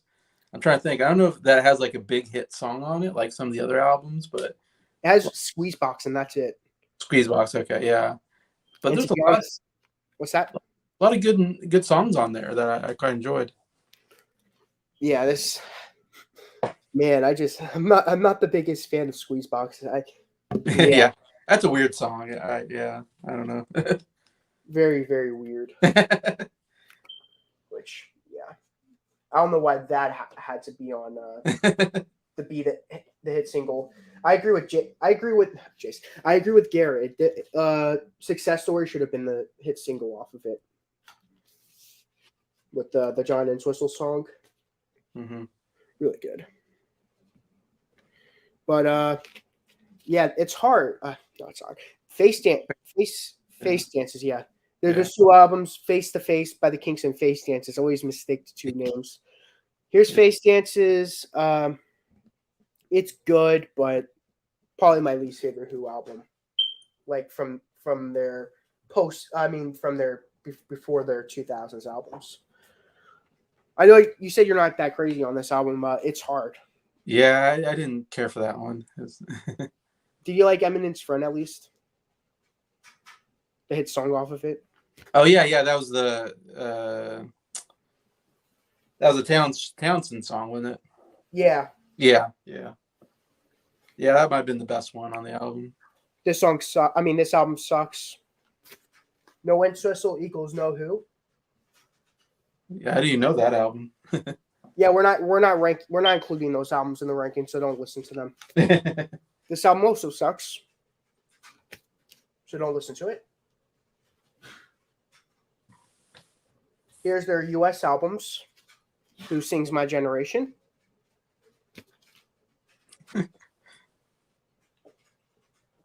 Here's Happy Jack.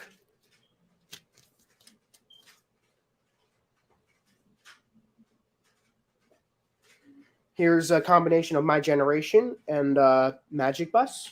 Okay. And here's Magic Bus. Oh, okay. Hold on 1 second. I just got to close the door for 1 second.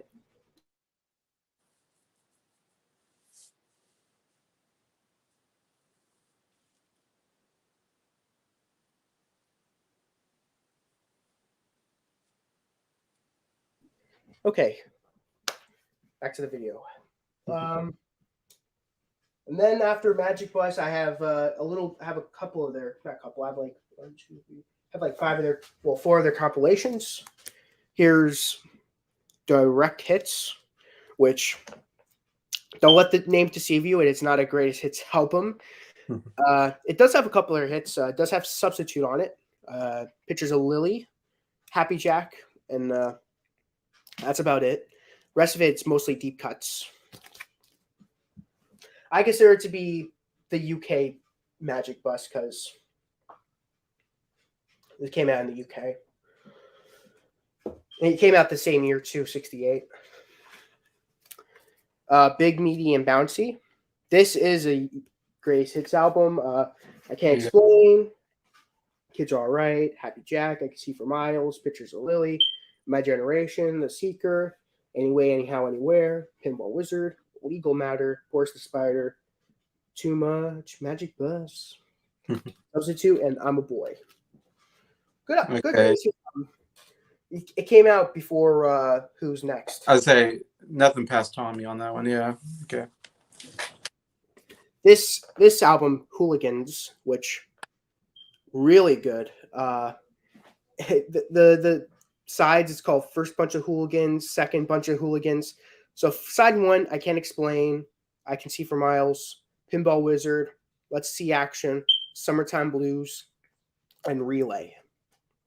Second Bunch of Hooligans, Bob O'Reilly, Behind Blue Eyes, Bargain, This Song Is Over. Third Bunch of Hooligans, Join Together, Squeeze Box, Slip Kit, The Real Me, 515. And the last bunch of hooligans, Drowned, Had Enough, Sister Disco, and Who Are You? Really want to know. For my sake. And last but not least, for their compilations, this is a Who Rarities, Volume 2. Huh. Join Together, I Don't Even Know Myself, Heaven and Hell, When I Was a Boy, Let's See Action, The Relay, Wasp Man, Here for More, Water, and Baby Don't Do It. And then, last but not least, Live at Leeds. Yeah. Fantastic live album by a fantastic band. Yeah, I definitely say the most albums I have by a band is obviously the Rolling Stones.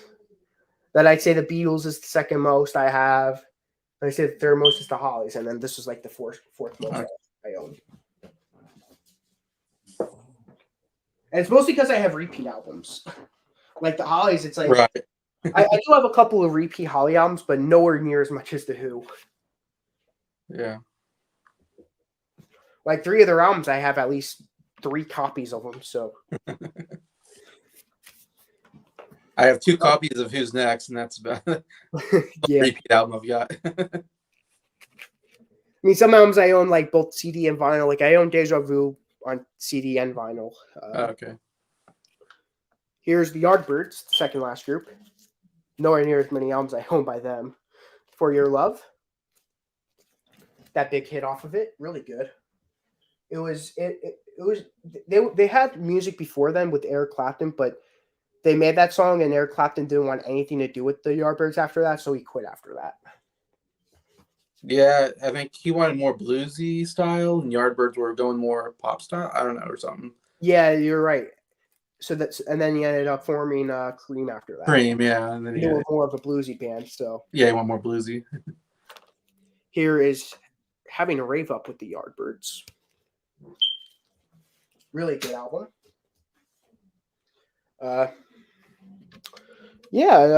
Really good album. Very, very underrated. They have really, them too. They're very underrated in terms of albums.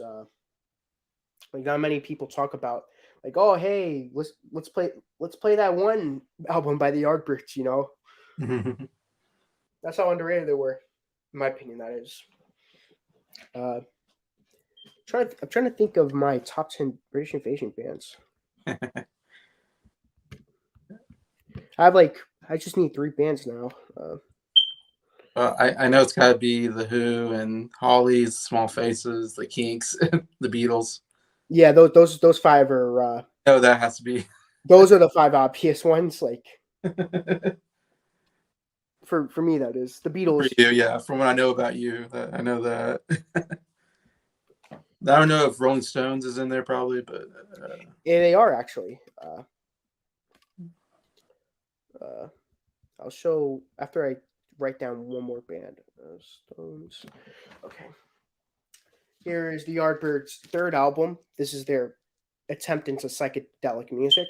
It came out in '66, actually, which okay, interesting. It came out before a lot of psychedelic albums of '67. So. right. Like Revolver came out around that time. So. Yeah, Revolver and 5D by the Birds. Then they had an album with Jimmy Page, Little Games. It's good, but probably my least favorite Birds album. The Yardbirds album. I know you got the Birds, you got the Yardbirds. And this album, you might be like, "Who the heck is Marty Robbins?" This isn't the Yardbirds, but it has a U.S. Yardbirds album called Over, Under, Sideways, Down.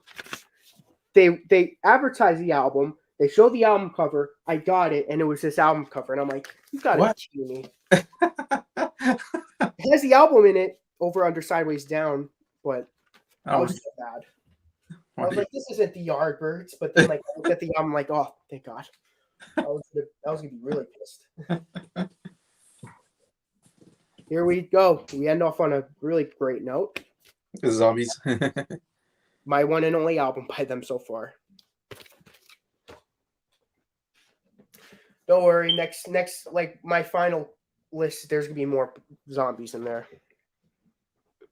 That I promise. For sure. I gotta think of my list because there's only 2 more bands that I don't have in my list.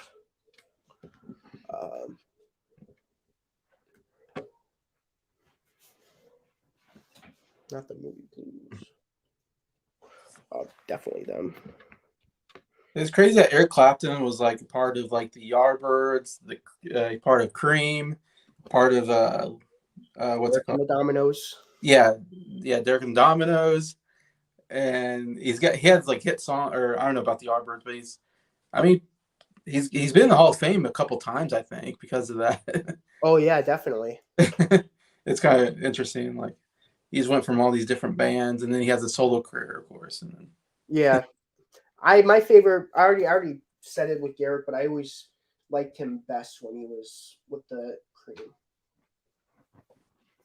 To me, that was when he was at his best. When he was with Cream.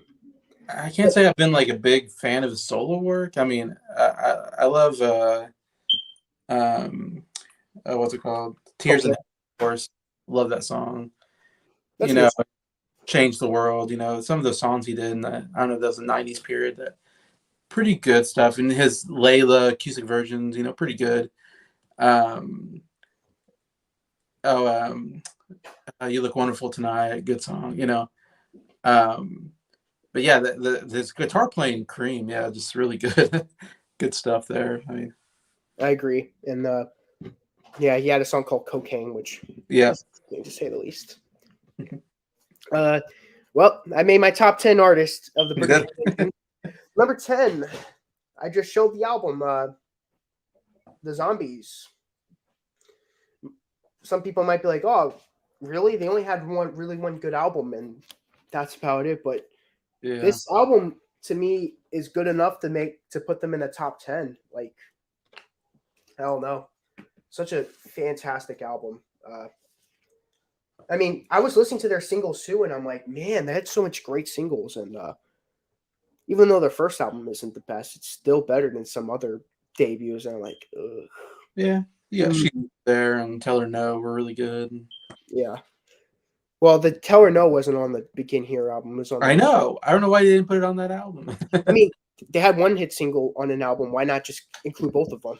Exactly. I didn't get that because they both. It's funny because they were decent in the UK, but they were all top 10 hits in the US. They did really well in the United States for some reason, Yeah, comparatively.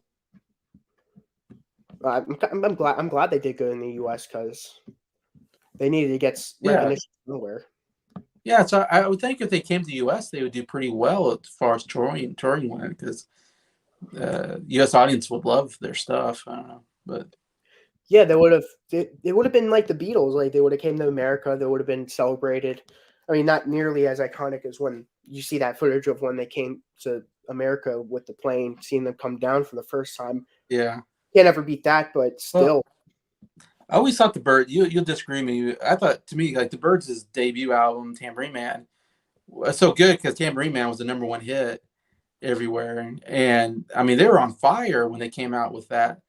And then Turn Turn Turn was a #1 hit as well. So they had like two #1 hits like right after each other. It seemed like, and they never really. I feel like after Turn Turn Turn, they never reached the success. Maybe you might go 8 Miles High, whatever, you know, but They it wasn't named Eight big, Miles High, but it wasn't as popular it as. wasn't as big. So it felt like the Birds should have been the next Beatles. I always feel like, but I don't feel like they ever got there. I don't know. Yeah, I see where you're coming from, though. Okay, yeah. I'm not gonna be like, no, that's it. I'm taking you off. And I said the same thing about Buffalo Springfield. Buffalo Springfield to me should have been a much bigger band, but they fizzled out kind of early. They had a great debut. I mean, they had the they had that one really huge song. Uh, I'm forgetting, but For what it's worth. for what it's worth, huge song. I really like that debut album, and then they never reached the hype that they should have. I thought, but I really like their second album. their second album was good too. Yeah, It has one of my favorite Neil Young songs, Mr. yeah, Soul. yeah. Results great. Oh man, that would have been a really good Crosby, Stills and Nash song. Crosby, Stills, Nash Young song. Oh yeah. Oh man, Just- it's So it's like it reminds me of Ohio. The feel of it reminds me a little bit of yeah, Ohio. That's why I like it so much. I feel like there's these bands that have potential and they just never. They're still good, but they never reached the heights that I think they had potential for. Some bands just have one out like the Mersey Beats. I Yeah. find it's one of the best early album. It's definitely up there in my British Invasion debut albums, but they broke up after that album, and I'm like, Okay. man, they should have made more albums. Like they had Right. the potential of being like because they came from Liverpool. They were big in like they really liked the Beatles. They made that album, and then I don't know why they broke up, but they broke up, and it's a shame. Really good band. Like I always imagine when the Beatles came out with "Please Please Me," the record company probably thought, "Who knows? This might be their only big album," and they didn't know the Beatles would continue on to be the greatest band of all time. My guess is they probably just thought we need to get them out while the iron's hot and just start, producing because they made them do 2 albums a year. They made them tour everywhere. I mean, they just worked the Beatles to death because they probably thought we don't know how long the Beatles are going to be popular, but we know now that they're going to be the biggest band of the '60s. Yeah. I mean, to me, that was the biggest reason why with the Beatles and Beatles just are like really weak albums is like they Yeah, had that like every other album up yeah, until Help, like it's like you had a great album and an all right album. You had an amazing album. You had a yeah, not a good album. And then you have a really good album and then the flow just kept going on with Rubber Soul, Revolver, Sgt. Pepper's, White Album, Yellow Submarine. It's just a soundtrack album. I know we all consider it to be part of the discography, but it's just a soundtrack album. Abbey Road and then Let It Be. Gotta be kidding me. Besides the little hiccups they had along the way, they managed to make amazing albums consecutively after that. I mean, I find Rubber Soul and Revolver to be the best albums because, you know, I'll talk more about that because the Beatles are in my top 10. I'm not going to keep that a secret. But my number 9 spot is going to be the Yardbirds. I mean, so many okay. great guitars came out of the Yardbirds. Yeah, Eric Clapton, Jimmy Page. yeah. Who else? Jeff Beck. Jeff Beck. I mean, you got to be like three of some of the best guitarists of all time in one group. I mean, Yeah. they were all together when they were in the group, but still, the fact that a band could conjure up three amazing guitarists like that to me is just. And one of my favorite lead vocalists, Keith Relf. I love his vocals. Okay. Number 8, Rolling Stones. Have to include the Rolling Stones. They're not one of my favorites. I wouldn't consider myself a diehard Rolling Stone fan, but they had enough albums for me to consider them to be in the top 10. Number 7, Cream. I went over this in the first part, but the first album is all right. The second and third album, Disraeli Gears and Wheels of Fire, that album is so good. It's called Strange Brew is what I got. Ooh, Best of Cream. The last album's all right. Strange Brew, the Best of Cream. Yeah, Sunshine of Your Love, Crossroads, White Room, some good stuff there. Oh, well. Those are 3 great songs. Yeah. The first one was the one that I mentioned was on Disraeli Gears, and then the other 2 were from Wheels of Fire. Okay. Yeah. I mean, Wheels of Fire is one of my favorite British Invasion band albums. Like, Okay. I love Wheels of Fire. Speaking of ranking all 600, speaking of ranking all 365 albums, I'm gonna have to do a series out of it. Kind of like what you with how you like the first is gonna be like ranking the first like 365 to 351, and then after that it'll be yeah. and then it'll be like to me, I'm gonna do it like 50 albums after that, up until like 50 albums, and then like once it gets to like the top 50, I'll like do like 25, and then like 15, and then the top 10. It's gonna be a weird order of me doing that, but that's quite a list. Yeah. mm-hmm. I don't know where Sgt. Pepper is gonna land, but it's gonna be very high on the list. But I'll go over the Beatle albums. Number 6, Dave D, Dozy Beaky Micketich. I really love their albums. Very obscure band. The first time I heard them was from a movie. They had the big hit song off of it, Hold Tight. I was like, this is a good song. And then I checked out their whole discography, and I really like it. Yeah, really good. But top 5, though, Beatles. I mean, first album, one of the best British Invasion debuts of all time, if not the best. With the Beatles is good. Hard Day's Night is chef's kiss. Beatles for Sale, garbage for the most part. I always got emphasis the most part because it has 8 days a week on it. Help is just so good. Very underrated. I already said it already in the first part, but yeah, it's definitely underrated compared to some of their other albums. Yeah, I agree. Rubber Soul and Revolver, arguably the best 2 Beatle albums in my opinion. Sgt. Pepper's, even though it's amazing and it's groundbreaking and it's Sgt. Pepper's, my biggest drawback is that I don't know, just Paul McCartney starting to really take over, and I love Paul McCartney, I really do. I don't hate him. I like it when it was like all the Beatles had to say, like George Harrison had 3 songs on Revolver. Oh, he only has like 1 on Sgt. Pepper's. Exactly, and John Lennon having more like his saying. Like every Beatle had their contribution, but on Sgt. Pepper, it just feels like Paul McCartney was just sort of this is the start of him taking over. Yeah, and it really was apparent on the White Album, and then Yo, can I join? I'll send the link again. Of course, Garrett, always. No, you like the Beatles too much. I don't. Same with you, Jason. I'm taking you off. You're part of our 4-man group that we have. Yeah. Also, Paul's my favorite Beatle, so there's that. Oh, he's my favorite, yeah, for sure. It'll be on in 5. Oh, I'll be on in 5. Okay. But man, I really love the White Album, Sgt. Pepper's, but that's always been a big drawback for me. Yellow Submarine soundtrack album. I can't put it down because it has Hey Bulldog on it. I can't put myself to hate that album. It's All Too Much is pretty good as well. One person said it was like, if it was any other band, it would have been their best song. It would have sold millions of records. It would have been a big hit single. But for the Beatles, it's just, your average deep cut for the Beatles. So Yeah. that's another thing, is that the Beatles had so many songs that sound like hits, but most of them are obscure. Have you heard of the Yellow Submarine Songbook album? That's a great album. Yeah, which has like all the actual songs, I guess, that are on the, which to me sounds better than the soundtrack. I agree, much better.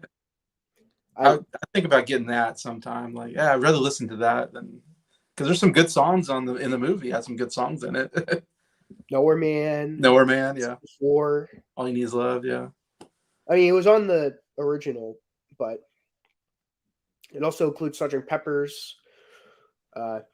Yeah, really like it. But yeah, it starts with Eleanor Rigby, doesn't it? What's that? Eleanor Rigby is like one of the first songs in the movie, isn't it? It's the first song in the movie if you don't count man. Yellow Submarine. That's so good, yeah.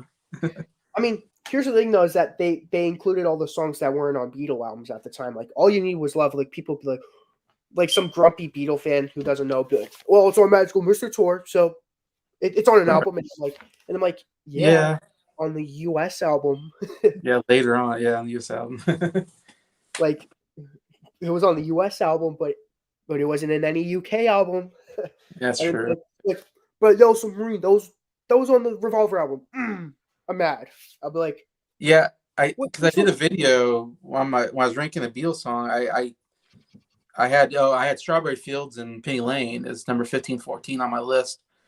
And I originally made the video and said that that they weren't on any albums, and then afterwards I thought, oh no, they are on Magical Mystery Tour, aren't they? I forget that they're on that album, and then I'm like, oh no, they are on an album. But like you said, I guess they kind of weren't though at the same time. And if you lived in the US in the 60s, yes, they were on albums. Like well, here's the thing though, like Yellow Submarine, like how can you not have the name of the soundtrack on the album? Like how can you not have the soundtrack? Like those grumpy like Revolver, yeah. Revolver. Ugh, I'm gonna hate this album for no reason. But I'm like, oh, that's on that album. All You Need Is Love was on Magical Mystery Tour. I'm like, yeah, maybe in the US, but in the UK they didn't have that. They just had the single to work off of. So and the songs are in the movie, yeah. Yeah, so their whole idea was not to have all the songs that were already on previous albums, like actual UK albums, like Eleanor Rigby was on an album, Nowhere Man was on the album, like all the songs were on the albums already. So yeah, they're not going to scam their artists. The Beatles were very against that. Hmm. A lot of British Invasion bands were like that. They were highly against ripping their fans off, especially the Beatles. The Who kind of put their singles on it, like My Generation, Kids Are All Right, but yeah, the Beatles were really against that. I can't believe how many good songs aren't on the albums. Like I Can't Explain, Substitute, The Pictures of Lily. That's why you got to get Meaty Beaty Big and Bouncy. Right, yeah, to get all those like good early stuff. Those good old compilation albums. Yeah, but like I was just going over it, they didn't want to rip their artists off either. Like they were very against that. But in the US, they were like, when the US took their albums, were like they picked them out, singles on it. Yeah, you guys didn't care, I guess. I listened to Yesterday and Today. My roommate just gets a really good one. Right, yeah. Yeah, probably my second favorite US album. My favorite one. Oh, No Longer Magical Mystery Tour. That's probably my second favorite one. I mean, it's got Strawberry Fields and Penny Lane, but I don't know. I guess I like Yesterday and Today better. That's fair. Day Tripper and Week from the Help era. So the track listing is, oh boy, off the top of my head, it's oh, there it is. Driving My Car, I'm Only Sleeping, Nowhere Man, Dr. Robert, Yesterday, Act Naturally. Holy and cow. Your Bird Can Sing. If I Needed Someone, We Can Work It Out. What Goes On in Day Tripper. So kind of a stacked album there. Oh, Rubber Soul and Revolver on that. Okay. Actually, the U.S. people got those 3 Revolver songs before the U.K. got them. Yesterday and Today came out before Revolver. Okay. Which, sadly, that's why they're not on the U.S. Revolver, which they totally should have replaced those songs with Paperback Writer and Rain. Right. Which is a big missed opportunity. That'd been great. Also, Garrett, I gotta give you a shout out for reminding me of showing that album because I Oh, over it and you're like, how about yesterday? I'm like, oh man, Listen.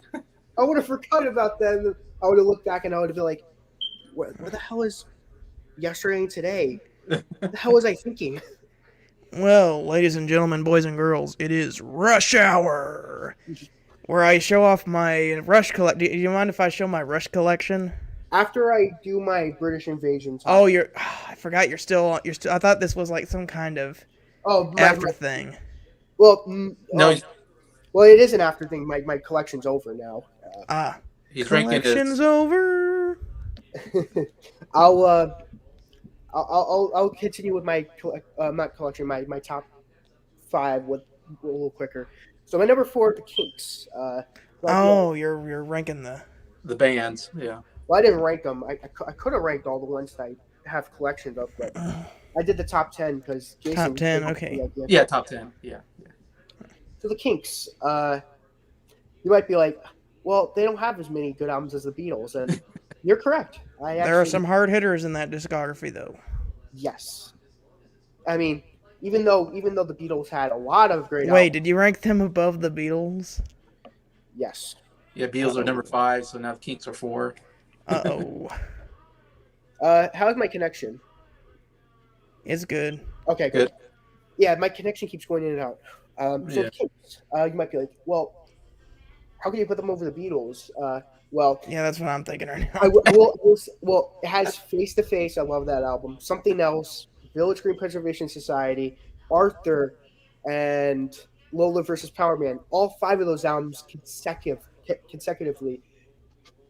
I will say, even though you might be like, oh, how about one of them's in my top 3 favorite albums, and I will respect your opinion. You might be like, oh, well, the Beatles had Revolver, Rubber Soul, Sgt. Pepper's White Album, and the Help album. Those are 5. The Beatles have Help, Rubber Soul, Revolver, Sgt. Pepper's Magical Mystery Tour, the White Album, Abbey Road, and Let It Be. It just happens to be the ones that I like the best from the Kinks. I like a little more than the Beatles. All right. If you say so. We'll have to give you a hard time, Nick. I'm not one to put people down, but I will give you a hard time for that. Since you put me down, I've been out doing in my head. Help me, Jason. Help me get him out of my heart. Wrong. Number 3, the Hollies. And this isn't like a top 10 favorite bands of all time. If I was doing that, then Rush would be at number 3. But yeah, the Hollies, number 3. That's the Canadian ranking.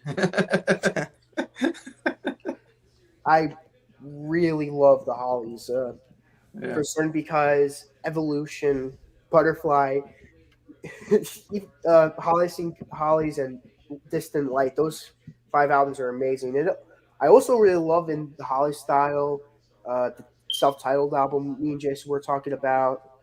Would You Believe has that amazing song, Can't Let Go. They just had so many great songs. Like a bunch of the songs that weren't on the albums, like Carrie Ann, Jennifer Eccles, like yeah, so good. Their songs are just so good. Their B-sides are amazing. Like, I don't know. He's King Midas with the curse. My number 2 spot's going to go to the Small Faces. Yeah. Even though they were in the 60s for such a short while, they really made a big impact on me. Like, when I first heard the debut album, I really loved it.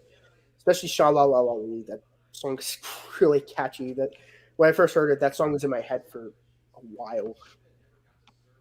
And their second album is really good, pop-wise, and then Ogden's Knock on Flake. Don't have to say anything further after that for me. Hell, it's just hover. It's even though it's a funny, goofy album, I still think it's really creative. Now, Nick, might you tell me who's first? Yeah, who is it? Who? I really want to know. Say, I really want to know. Come on, tell me, who is it? Who? Come on, who? Who's number 1? Who? Really want to know? I have to do it. The Who. Yeah, I figured. Yeah, that was number one. I mean, I made it zero secret on my channel. I made it zero. I made it a zero secret in Jason's channel, and I especially made it no secret on Garrett's channel that this is my favorite band. This album I'm holding right now is my favorite album. They will always, well, not always. I mean, I said that with the Beatles, that they'll always be my favorite, but my taste has changed since then. And for like 4 years now, they've been my favorite band. I don't see them changing anytime. What, the Who? For me? Yeah, Yeah. you'd have to find something pretty good to replace them.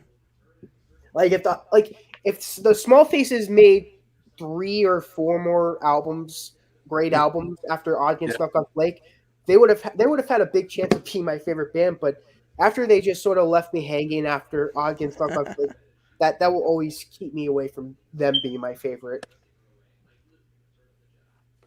They'll always be like a tiny bit of a turnoff. Like they're like oh, here's a great R, like here's our maximum R&B album.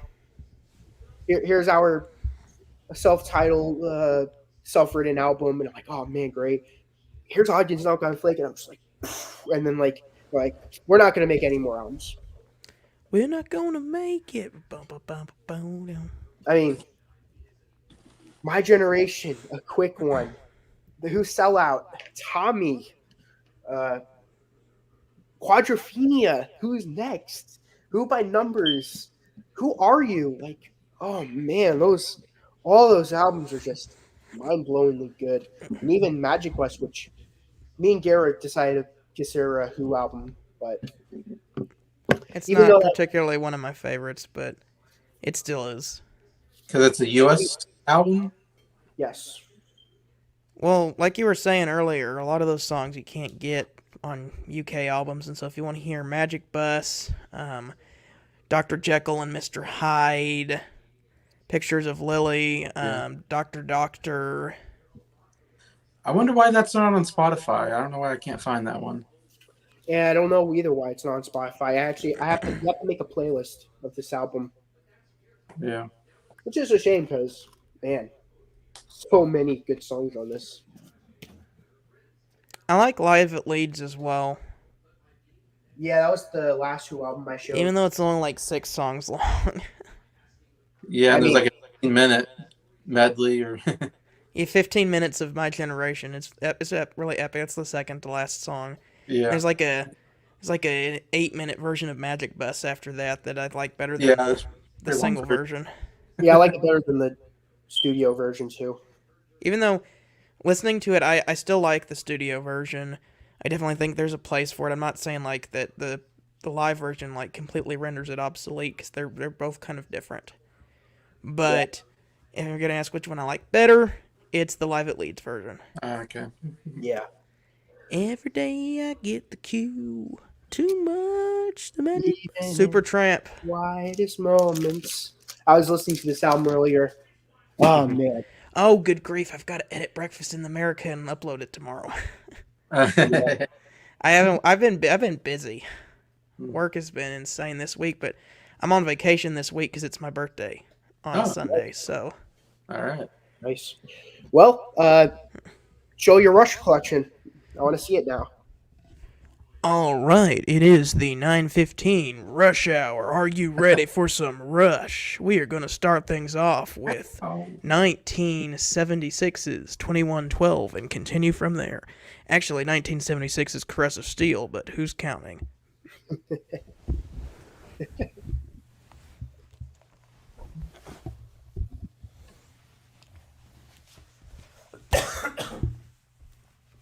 Everybody left me.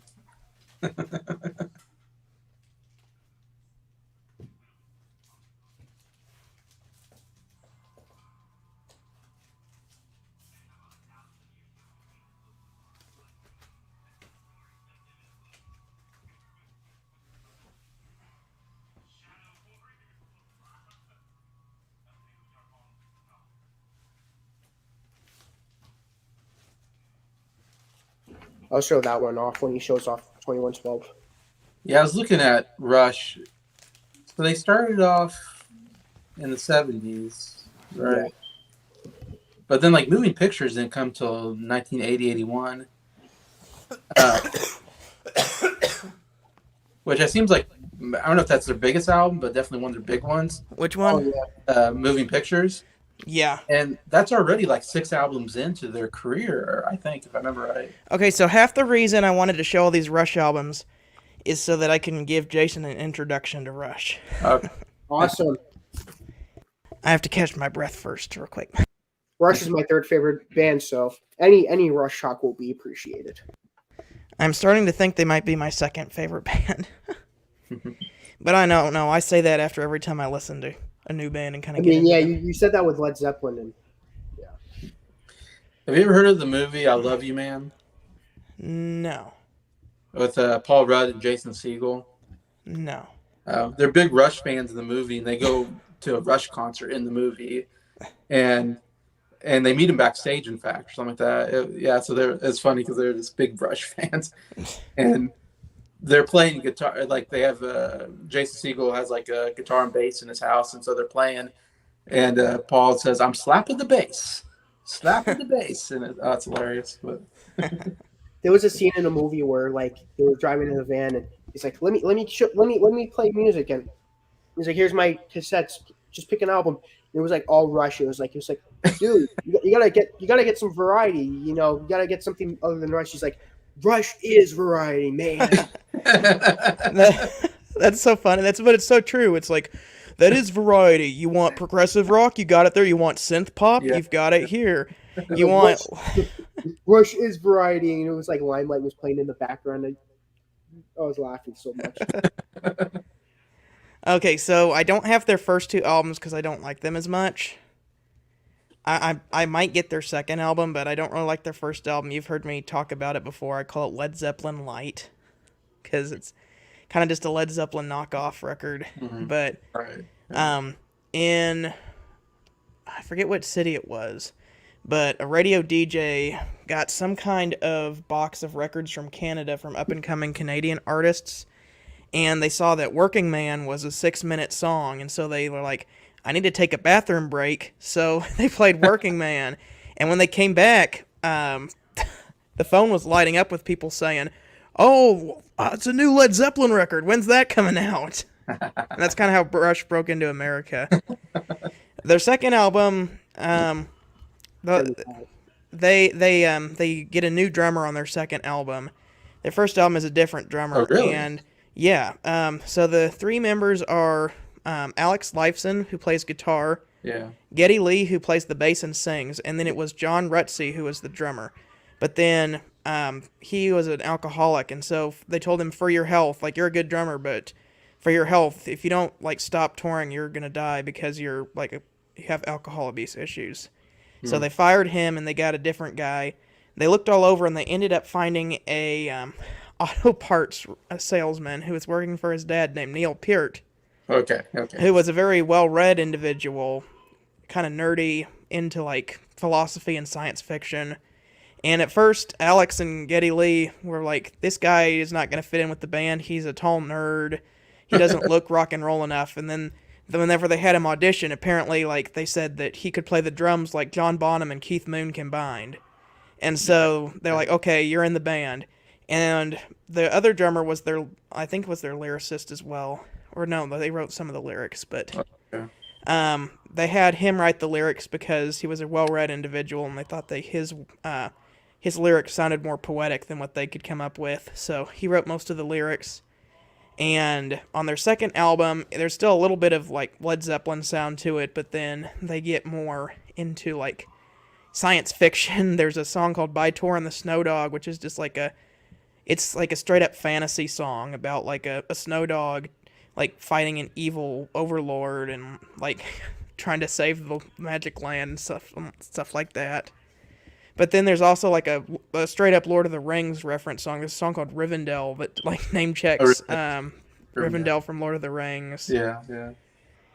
And that album did a lot better than their first album, but they were still a very unknown band at the time.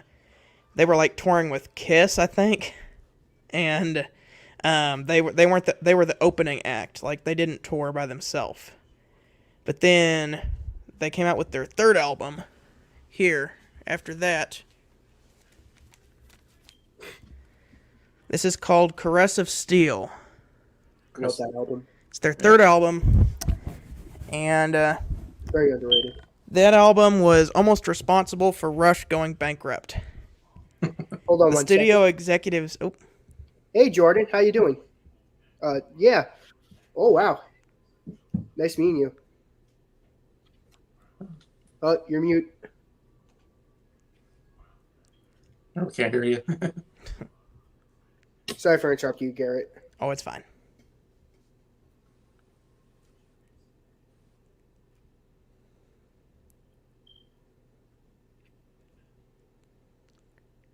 Oh, still trying to figure it out. Yeah, I saw that song when it was coming in. I'm like, is that Briar?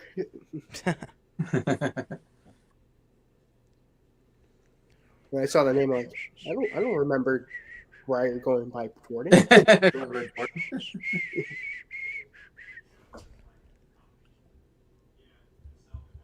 Oh, Still mute. Still can't hear you. I was gonna make a Rush reference, but I'm going to refrain.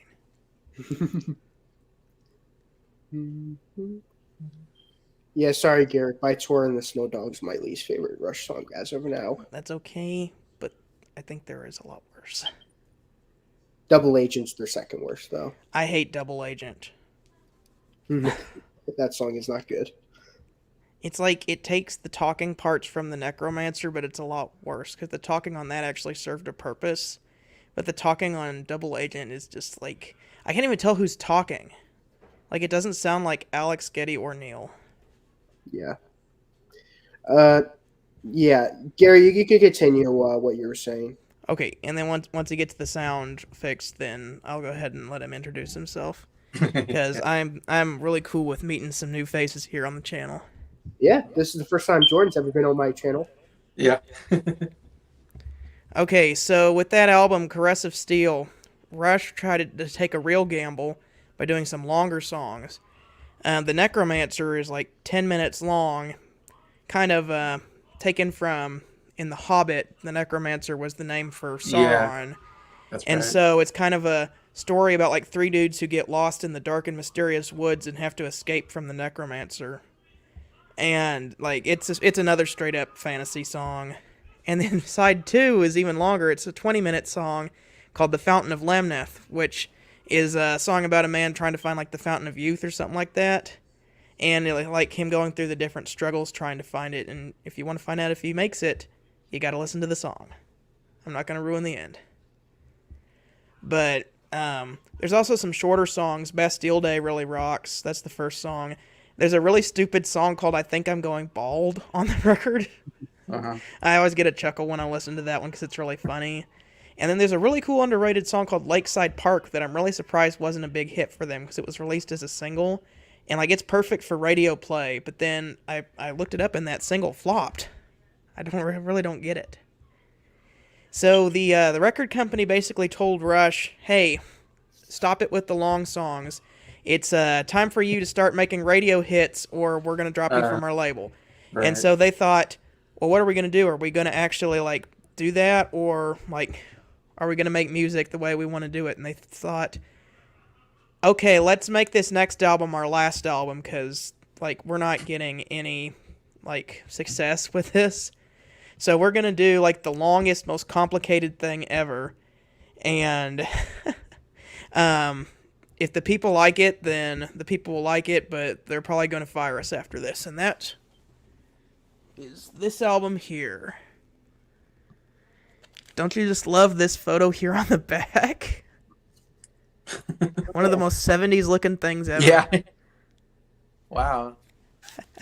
Oh, I think you got the audio working. Oh, almost. Yeah. So I can't hear you, Jordan.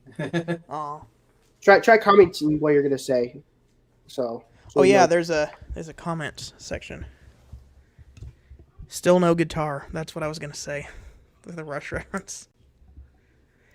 So the first song on that album is a 20-minute song about the future where creativity is banned by the overlords of the world who kind of see everything and won't let anything creative get through. And they kind of create media for people, and nobody really knows how to make anything creative until this one guy finds a guitar, and he's like, "Oh, watch this! I can make my own music. This is so exciting! I'm gonna go show the overlords like what I can do with this, and I'll show it to the people, and they can all make their own music." And he shows it to them, and they say like, "Yeah, that's a thing of the past. It's destructive, and we're gonna take that guitar and we're gonna break it." And it's sad, because then after that he like has a vision of what the world could be and what the world was before, and then at the end like the people from the past who left come back and overthrow the government and like retake it, and they're like, "We have assumed control. We have assumed control." It's really cool. That's one of my favorite Rush songs. It's really epic. It's all right. It's in my top 5. I mean, it's in my top 10. It's all right. Sounds pretty epic. It's really cool. Oh, what's that? Is that a? Looks like. Oh no! Not that one. Not that one. West. Love that album. Love that album. Not that one. I have 3 copies of that album. I wish I knew what you were talking about. Oh, man. Love this. Oh man. What is it? Is it a Rush album? No, That's not at the all. Rolling Stones.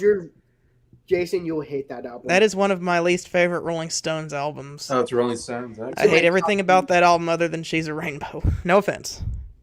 None taken. I didn't make the record. No, so it's for no offense for Jordan. Oh. He doesn't. If he shows Exile on Main Street, he's not gonna like what I have to say about that one either. Oh yeah, I was going over it. Okay, no, there's a good Stones album. That is a good Stones album. I like that one. Yeah, Street Fighting Man, Jigsaw Puzzle. That's a great one. Yeah, it's a tad bit overrated, but I quite like it. Ones. It's the one that came after their Satanic Majesty's Request. I gotta charge my computer, so I'm gonna go in the garage. So Okay. I'll be right. To the garage. Doodle-doodle-doodle.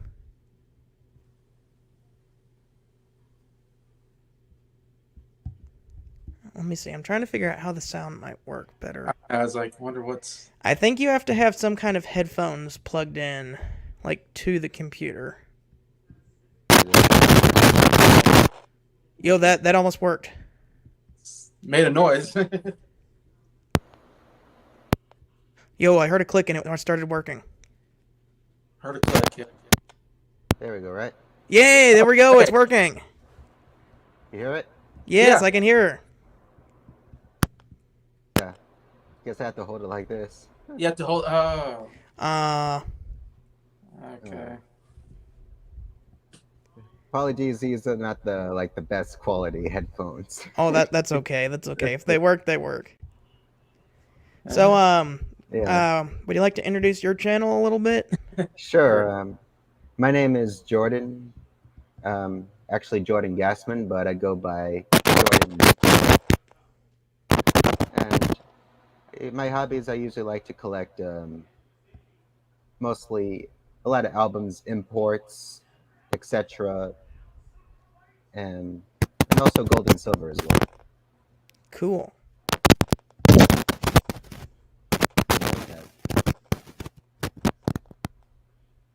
Yeah. I do like many hobbies too. What are your favorite bands? Obviously the Beatles. All right. Good. Yeah. I like Who, of course, the Who, Led Zeppelin, Yeah. Good. Good. Pink Floyd, Yeah. the Kinks. I like them all. Okay. Cool. Yeah, you seem to like a lot of the British invasion bands that Nick was talking about. Yeah, no offense to the other bands, but I guess seem to connect with the British bands a little Oh, bit. okay. Yeah. To be honest. Yeah. My Yeah. favorite American band is probably Creedence Clearwater Revival. I like that's a great band. I like Creedence Clearwater Revival. Or at least their first 6 albums. Yeah, I like that one. I would say probably the Eagles. Yeah. Oh yeah, the Eagles too. Okay, what is with the hate for the Eagles? I don't understand. I don't understand that at all. I don't get that. I don't know either. I don't know why. Yeah, you don't like harmonies and good guitar and Yeah. I like the Eagles. I like the Eagles. yeah, They're yeah. good. They're very good. That's fair, Briar. Oh yeah, I was. Dryer's here. He's watching this Briar. right now. Ah, yeah. I said I was asking if you wanted to do this, but he's exhausted. Understandable. Oh, That's all right. Yeah. that's all right. Yeah.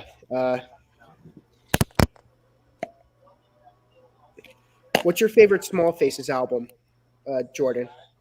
Oh, Small Faces. Wow.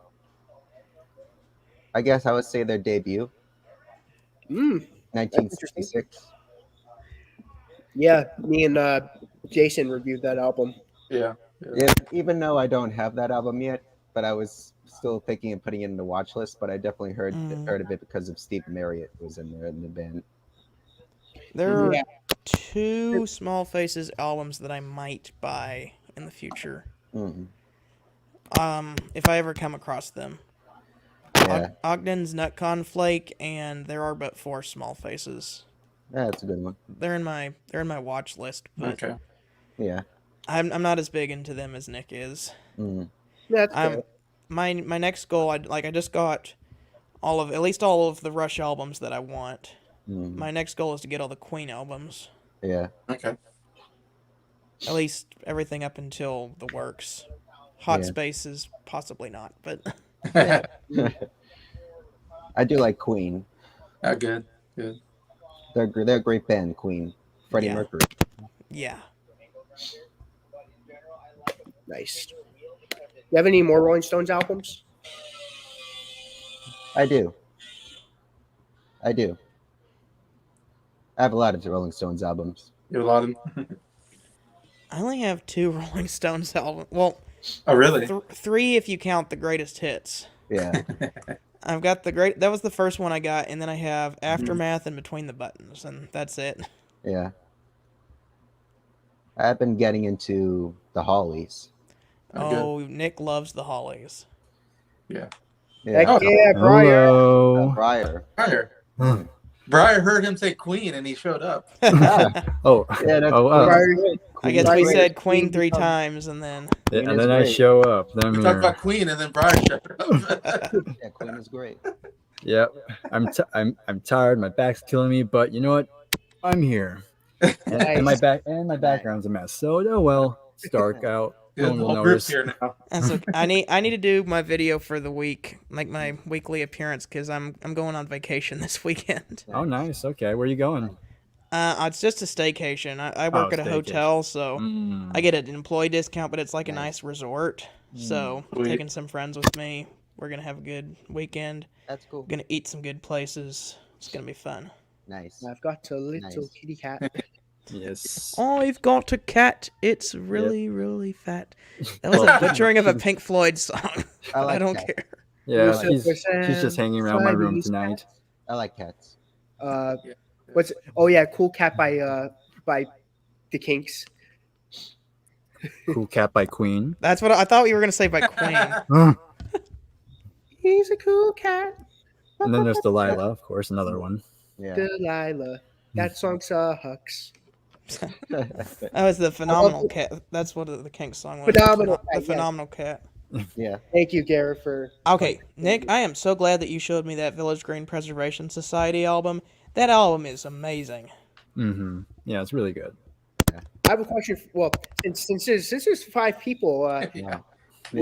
I could ask a question and have different opinions probably. Ogden's not Ogden's. Village Green Preservation Society or Odyssey and Oracle. Kinks for me. Oh, really? Oh. Oh boy, You guys know my opinion on Nick, you're not gonna like my answer. I love the Zombies and the Kinks. I like them both. I Yeah. like both of those albums, but if you're gonna like point a gun at me and say that I Damn. can only listen to one of those albums, I'm gonna go with the Zombies.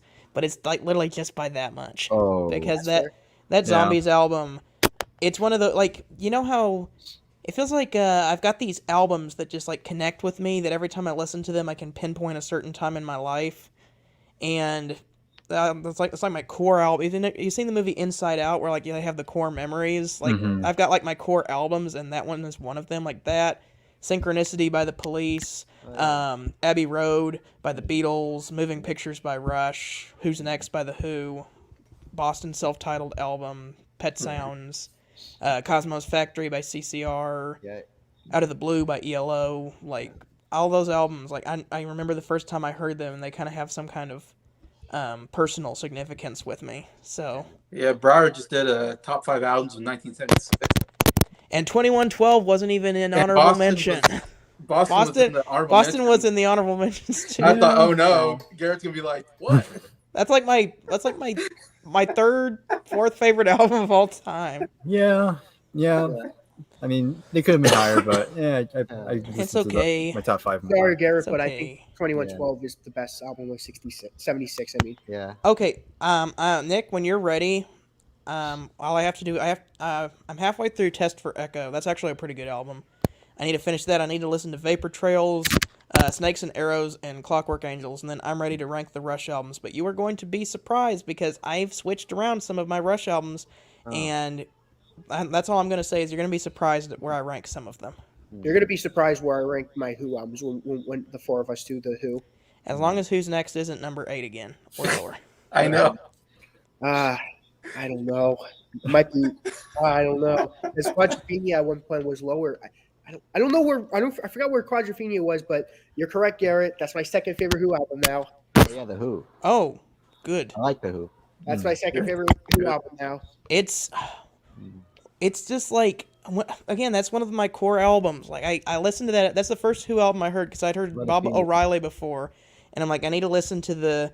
There's like the Who, like who are they? I need to listen to a Who album, and so I put that on. Bob O'Reilly. I'm like, yeah, that's a really cool song. I like that synthesizer. I like the violin at the end, and then Bargain starts up, and it's like, oh my goodness, what is this? Who's next? Yeah, and then like My Wife, hilarious John Entwistle song. Yeah, that's a good one.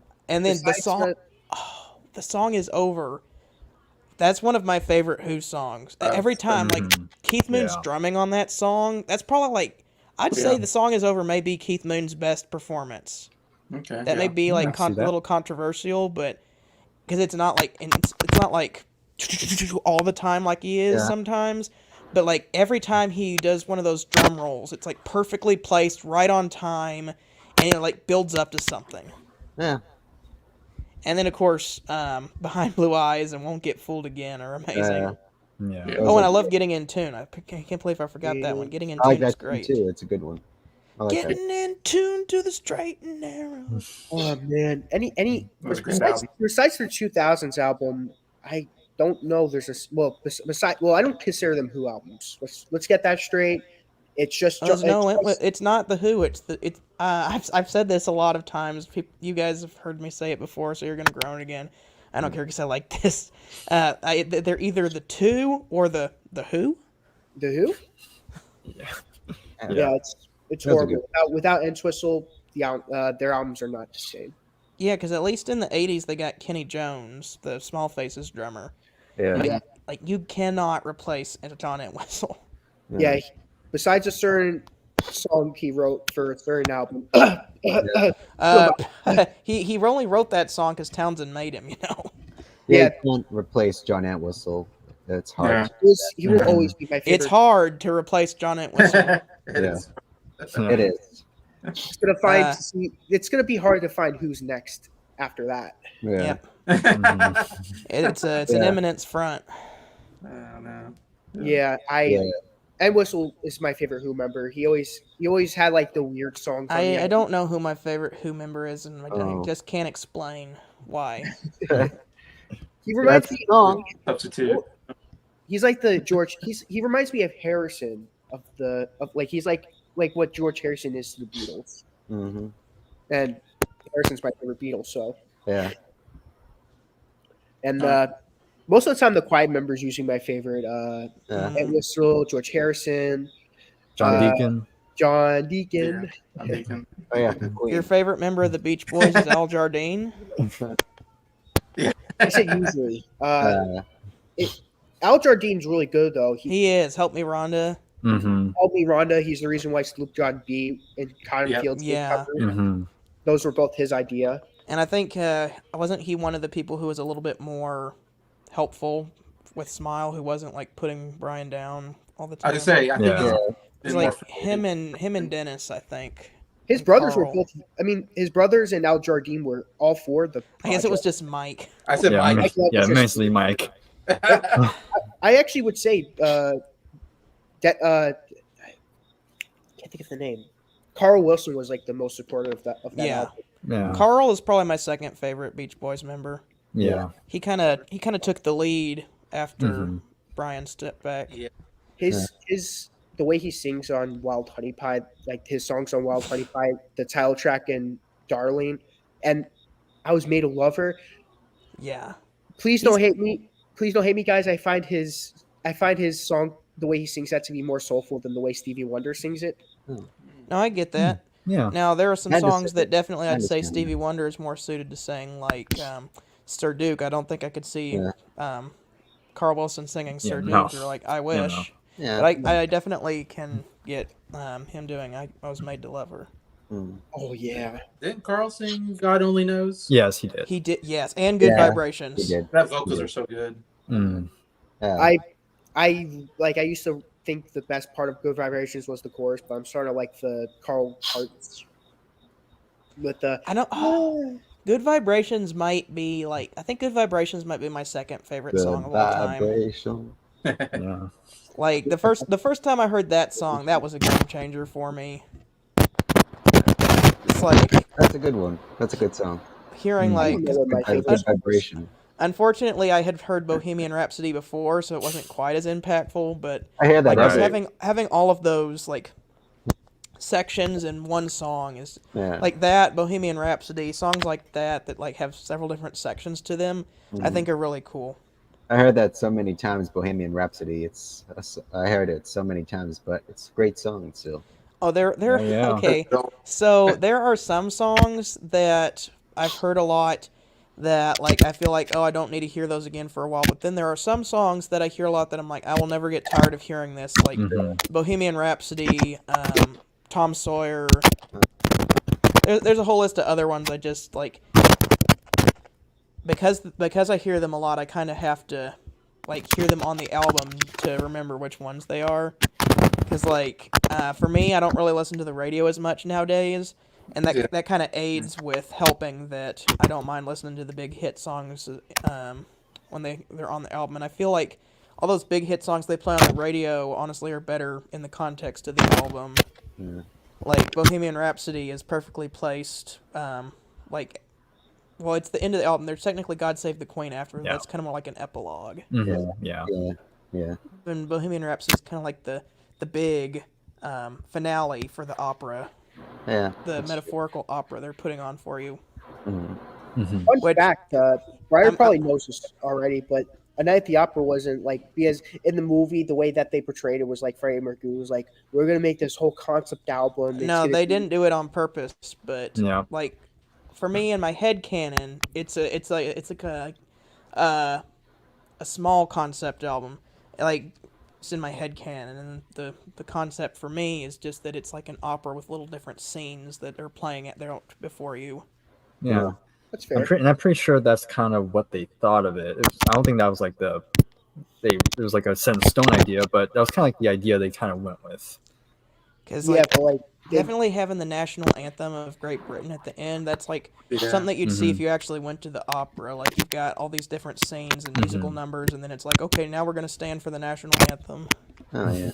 yeah, I could see that. And well, the way the movie presented it was that like Freddie Mercury was like, this is gonna be the scale of opera, and like the whole album, like it was gonna be a completely like concept album.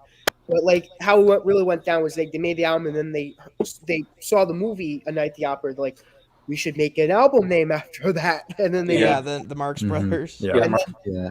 and hence why the next album was named A Day of the Races, because that was also a Another movie. Marx Brothers movie. Yeah, I don't know why they didn't keep that idea. They just did it for 2 albums and dropped the Marx Brothers ideas. But That would have been yeah, interesting. that's Although I don't know what they would have named the next one, because News of the World is a pretty cool album name. Yeah. Duck Soup would have been the next one. I don't know. Too close to a Oh, Rolling yeah, I Stones forgot you- album. I forgot you're a big movie person, Jason. Yeah, no, I kind of forget because Jason's so big into music too. Like his channel is half movies as well. But then Yeah. like I bet you like Mike from Did You See That sometimes forgets that he's like half music. Yeah. Second. Yeah, I don't know if that's a good or bad thing on my channel because the people that like music, I don't know what they think about my movie part when I'm doing movie stuff, and vice versa. If I'm talking about music, the people that like movies, I don't know if they just tune out when I talk I about don't know. music. I feel like What the Gem likes both as well. Yeah, he's the same. He's kind of What half do you movies, half what do you music. think would have been a good name for the following album after A Day at the Races? If they're like, screw this, the rest of our albums, we're going movie titles now for the March. Why not? Why? what- Here's a crazy idea. Why not call it Robot? Exclamation point. Oh my god! Like Jason, what do you think? Robot. What do you think Lose the World would have been like? The if name we- of the album is Robot, and our lead single is going to be called "We Will Rock You" from the album Interesting. Robot. But like Jason, what do you think the next album would have been like if they would have been like, screw this, we're doing Marx Brothers movies through our discography? Oh. Yeah, I'm trying to think. Duck Soup's the only other big one I can think of on top of my mind. Oh. The fact it's weird, they have a song, "My Melancholy Blues." I love very, that song. Very jazz like, and it wasn't even News on of the album. World. News of the World is the Queen album for me that has the best deep cuts Yeah. on it. Yeah. I agree. You know what? I'm starting to like News of the World a lot more. It's like I was- synchronicity. I have Just that skip one. over the one bad song, and the rest is amazing. I'm starting to really like Fight on the Inside. Yeah. I love that track. I used to thought it was a throwaway song, and then it grew on me. Yeah. It was Sleeping on the Sidewalk. Yeah. And Yeah, I they're- kind of felt that way about Breyer when he talked about A Day at the Races. Like Take My Breath Away, so great. Yeah. Long Way, so Yes. great. And those aren't big hits. And I'm Yeah. like, Yeah. But they're still great. but they're Yeah. Someone to Love is like the big hit. I'm, Yeah. that still might be my favorite song on that album. Oh, Oh definitely. yeah, of course. Probably. yeah. That song has hit home from the first time I have heard it. Yeah. probably my favorite Queen album now, actually, A Day at the Races. Mine is still Night at the Opera, but just because the first time I heard Night at the Yeah. Opera was like I hadn't heard anything really like that before. Mm. Is that News of the World? Oh no, it's Oh no, it's Tattoo You by the Rolling Tattoo You. Stones. I do have News of the World. I have that album. Oh, good. I do. I have Hey, it. there it is. I have an original press. Robot. Robot. I do.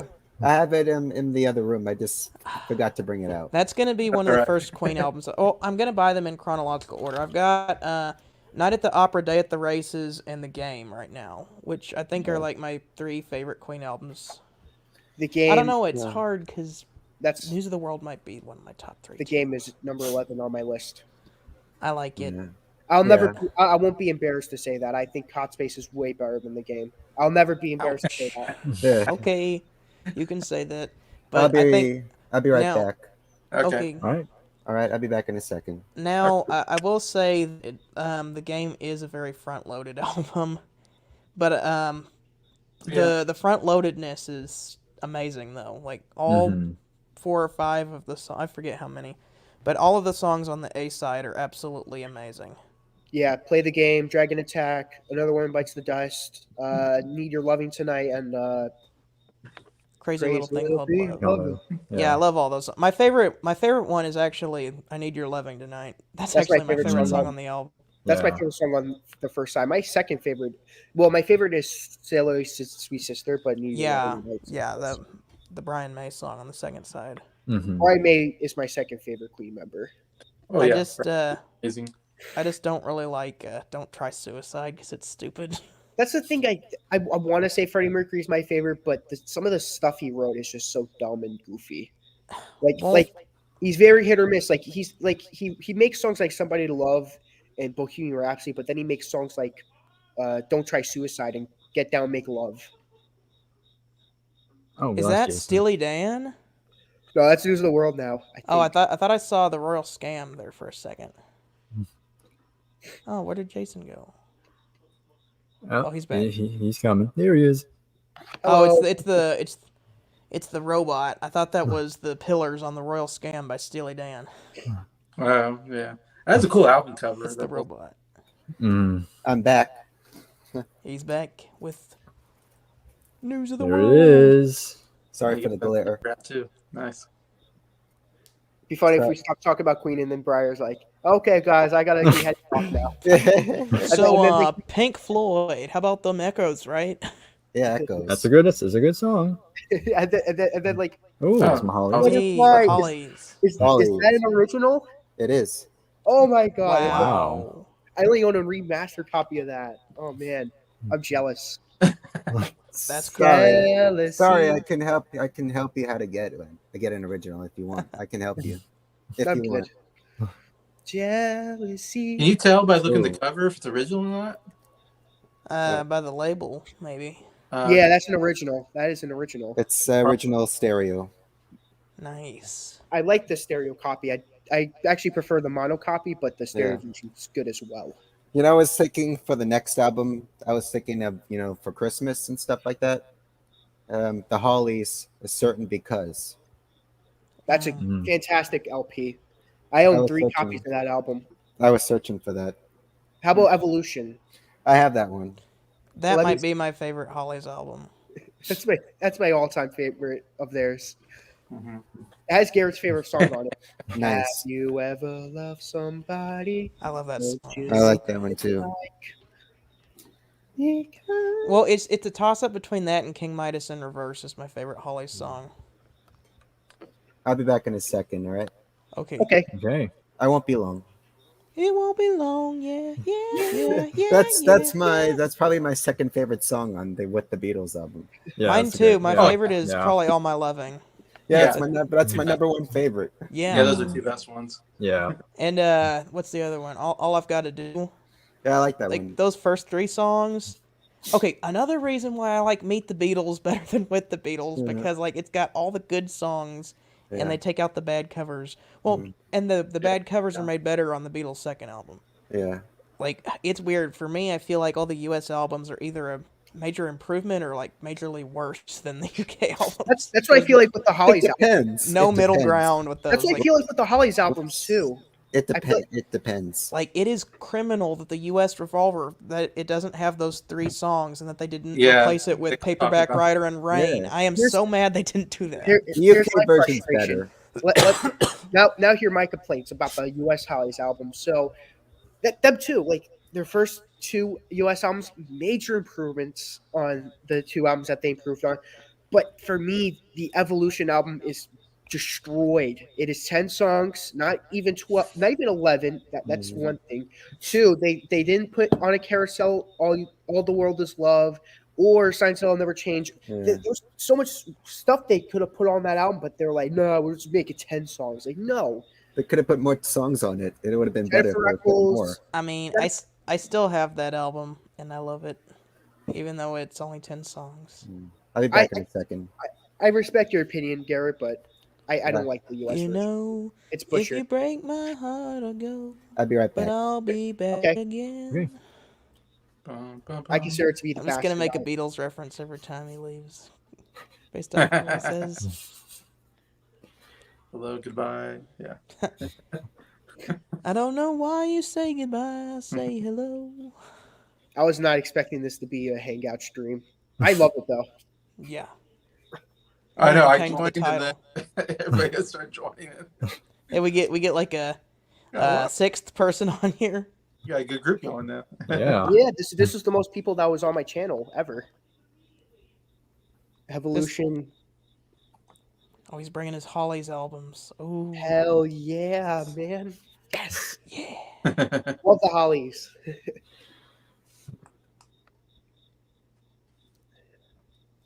I'm All back. right. All right. See what you got. Yes. Speaking of the Hollies evolution, right? Yes. There it is. Yeah. Sorry for the light of the glare. Hope this. It's can- okay. You're good. Yeah, we can still see. It's my 4th favorite album of all time. Mine too. Really? Yeah, Oh, I like the Hollies. I want to say thank you for getting me into the Hollies. All you're right. very welcome. It's a pleasure. And this is a They're original stereo. way too underrated. I need more people to listen to the Hollies. They're And great. I'm glad I got you into it. I'm glad I got Garrett Breyer, and Original Nick, stereo. you got me into the Birds. you're I very like welcome. I Yeah. like the birds. At least their first few albums. Hey Jordan, Yeah, did you watch me and Breyer's series on the Birds? I think I have. Nice. Yeah, this Saturday coming up, we're gonna do a full discography thing. Oh, Nice. Yep. Viper at the Gates of Dawn. Pink Is Floyd. that a okay. Nice. UK I've got a hot It take on is. that album. But I remember buying this one. I bought this one. Yeah, there's a UK and a US version. US version has has See Emily play. I heard that one. I prefer the UK version because it opens up with one of their best early songs. Astronomy Dominator. yeah, Mhm. hey, Yes. you said it right. Yeah. Like I was in choir in college, and like they drilled it into me. You don't say domine, it's tall vowels, domine. And this is a original mono first press. Oh Oh man, wow, fancy. and it's on the Columbia label. Yeah. Oh man, I'll try to Wow. bring this close. I'm so jealous because I really want an original of that I album. mean, hot take. I don't really like that album very much. I'm more into the David Gilmour stuff. I like David metal Gilmour. metal onwards. Well, I actually, have I have you're more of the popular opinion. My hot take is I prefer the Sid I know. Barrett You like 67 I I feel like it like all. 72. I like it I all. feel like people usually like all of the albums, and To an extent, yeah. I just don't get into those early albums. Like Yeah. they're too weird. Mm. And I've like I like some weird music. Like I like it all. I liked that Small Faces album that Nick showed me. Yeah, Small The Faces Kinks one. Village Green Preservation Society. That's a That's good all- one. Early Genesis is weird as heck, but I love it. Yeah, that's a good one. But early Pink Floyd is just too much for me. I mean, I understand. well, there was a certain song you said was too much for you too from the Doors, "Not to Touch the Earth." Oh yeah, no, that song is that song is freaky. Anyone here listen to "Waiting for the Sun" album by The Doors? Okay, I need to listen to it. Not yet. Nick, I still want to do that Doors Um, series with you and review all yes. their albums. Well, I do have Tell me when the you're- self tell me when titled you're self-titled. Yeah, tell me when you're available for the self-titled. 1967. Here's I have 2 viewers another. right now. Oh, Yeah. cool. Here's another kind of hot take. I don't feel like there's any Doors album that I like all the way through. Yeah. I Like I understand. feel like all their albums have at least one song that I'm like I don't really like this. That's fair. Yeah. But Sure. then there's also some albums that I'm like I like most of the songs on this album. Like the Soft Parade, everyone seems to hate that. I like half of that album. I like Tell All the People, Touch Me, Running Blues, like basically all of the Robbie Krieger stuff. And then the one Gem song I like is the title track just because it's weird, but it's like cool weird. Yeah. I have no clue what Jason. We had Jason listen to that, and I have no clue what he thought. I thought it was the weird thing ever. Yeah. Yeah, I'm a huge fan of the Doors. Yeah, the Doors. They're good. I like the Doors. Mhm. My I history did- teacher was huge into the Doors. He did say something that I'm starting to agree with is that like if you're a diehard Beatle fan, it's very rare to be a diehard Door fan as well. Uh, I, Vice versa. I did buy their first album. Anyway. And vice versa though, like it's impossible to be a diehard Door fan and to also be a diehard Beatle fan because this one the same guy hates the Beatles, like he hates the Beatles. I love the Beatles. Oh yeah. I love the every, Beatles, of course. every listen to the first Doors album, and honestly, I'm starting to think that the first Doors album is kind of front loaded as well. Uh, Maybe in mailer, but yeah. the songs I really like from that one are on the first side. Side two's I do like the second last track on side 2. Rather than that, it has their most overrated song on it. In the end, Yeah. It's a little long. I hate that song. It's really I love boring. the end, actually.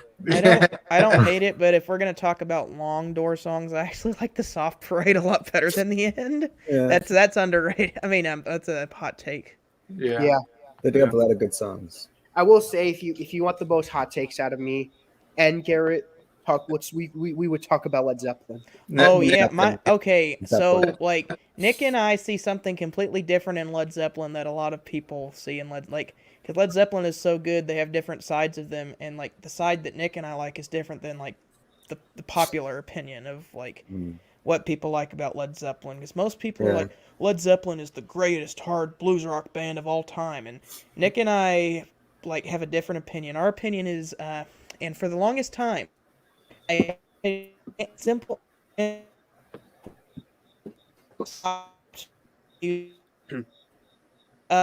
Rain the video like for the video innovation. And after listening to Led Zeppelin, I found out that it was Led Zeppelin. Hmm. And so Nick and I are kind of into their more studio experiments, like Yeah. Houses of the Holy, or even in Yeah. Through the Outdoor.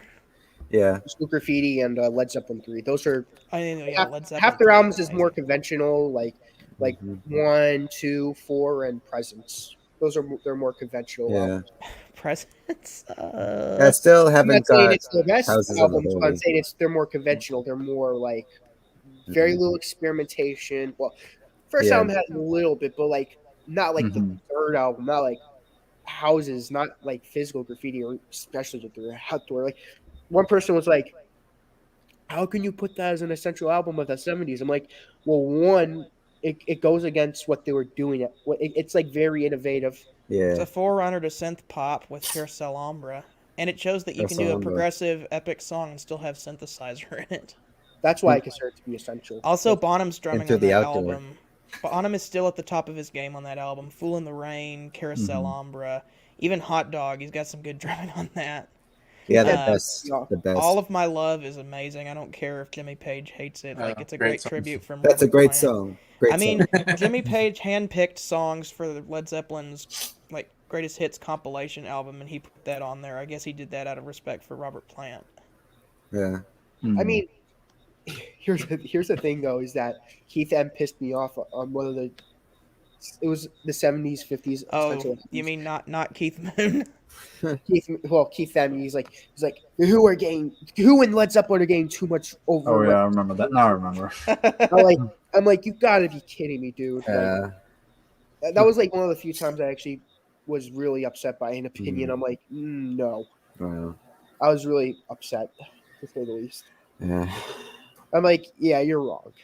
I don't think the Who and the Led Zeppelin get enough representation in terms of the amount of albums they get on the essentials. I know 2 and 4 are these big albums, but like I feel like other than that, like 3, Houses, and Into the Outdoor don't get nearly as much love as they deserve to get. Yeah. Same with the Who. Like another 50 essential other albums, Yeah. because I want to try to throw some more Queen on there, because I feel like they're not represented enough on our album list. Yeah. And Yeah. throw more Paul McCartney. Like there are some people I'm like Elton John's not represented well enough on our list, so I'm like, we can throw some other people out there to. If you don't mind, Jason, sending. I don't know if you still have the list down with you. Like, send me the first 2 lists so that I don't repeat albums by accident. That's all right.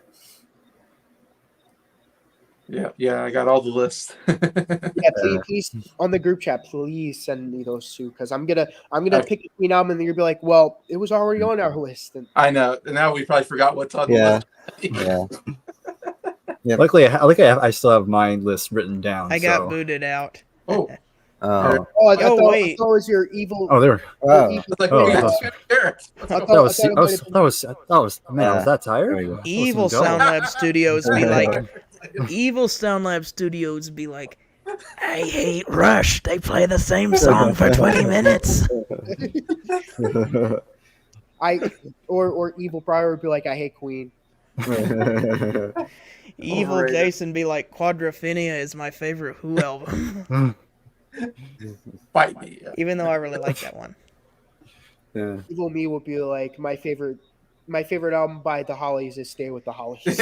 Evil Nick be like American Dream. American. I was about to say that American American Dream is my favorite album.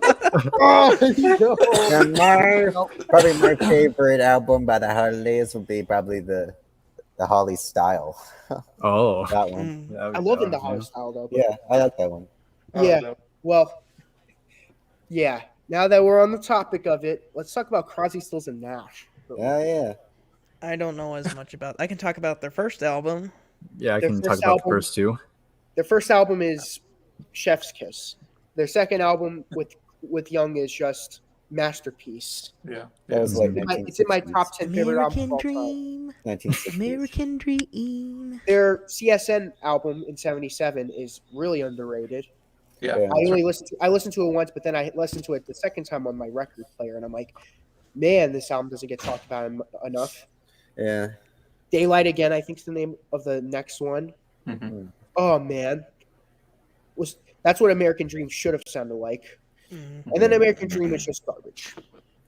Yeah, I guess I can say. Speaking of which, whenever I tricked you guys that I had actually bought American Dream, Yeah. Oh, yeah. I was so mad. I was about to Oh, write a man. paragraph. I was gonna- yeah. I I was was gonna be like- laughing. Oh man. so I went to the record store. I sent a picture of the bag that it came in, and I put, "Guess what's in the bag?" And then one of them like jokingly guessed American Dream. Right. That was me. And then I sent a picture of like off of eBay of an American Dream album like inside of a bag that looked similar. And then like Nick goes, "I hate you for that. Why did you not buy Deja Vu if you were gonna buy a CSN album?" Oh man. He always puts the throw up emoji. Nick does. Yeah. I was gonna. Well, you already had the throw emoji set for hats off to Roy Harper, so I set it to this emoji where it's like cursing or whatever. Yeah. Yeah. But like, I was gonna write a paragraph being like, you don't buy like you said you don't buy albums that you don't like, but you buy this. Yeah. Yeah, I was that's like, more my Garrett- shtick. I was gonna be like, Garrett, That's Briar. Yeah. I say Garrett, I'm very disappointed in you. You know something? Oh, the world's indeed a stage, and we are merely players. Yeah, yeah. There you go. My live Rush album. I'm just gonna randomly pull one out since I have to. Oh yeah, I on our group chat I set the like whenever someone says Russia has the Canadian flag Yeah. Right. Yeah. because they represent Come on Canada. Yeah. I like Rush. Rush is Yeah. great. Rush is good. Yeah, they're good. Yeah, I've listened to like half of the album Moving Pictures so far Yeah. the other day. In fact, I don't know because I was at work and sometimes I'll put my AirPod on and Hmm. I'm just sitting at the computer not doing anything, and I'll put something on my iPhone and I put on Moving Pictures and then I got busy so I wasn't paying attention to what I was listening to, so I have to listen to it again. But I remember I was listening to it and I was like, I'm thinking, this is really good. And I'm thinking I'm like 5-6 songs in. I found out I'm only like 3 songs in or something. I'm like, I'm only halfway through this album. I thought I was almost done with the album. It's So I was like, I need to pay attention next time to see what I'm listening to. halfway there. I gotta say though, what you call it? The way I figured out a lot of these British Invasion albums, like some of them was I would listen to it while I was working at Giant when I was in 12th grade. So I'd listen like for certain because Oh yeah. I've seen Oracle and Village Green. I had that in my AirPod while I push carts, and I had those 3 albums on repeat, and that's how I really got to love those albums. Yeah. Delilah. Her name's Sauce, by the way. Sauce. Yes.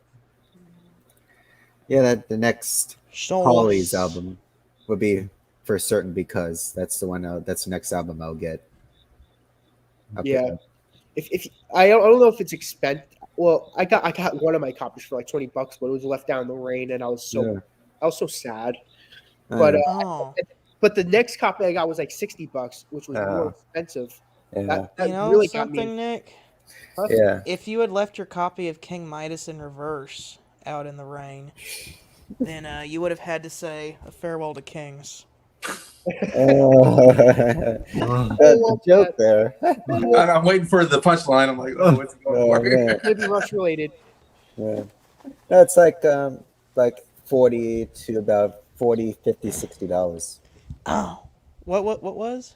Oh, for the Hollies for Oh, certain man. because Oh, really? If you want something cheaper and it's the like the same album, lowest. I will say get the UK album because it's very similar. It's basically like the format of Yeah. like Beatles for Sale, where Mhm. it's like the gatefold. If you like that concept and you like the album cover better, get that. It's Like, very get similar. that as a gift. But if you want something cheaper, get Stop Stop Stop. It's the Uh-huh. same exact track listing, but it's just the album cover's different. But it doesn't have Yeah. that cool gatefold thing, and it's different. But if Yeah. if you just want the songs, get Stop Stop Stop. But if you want that cool thing with the album cover and all that, definitely wait for Christmas.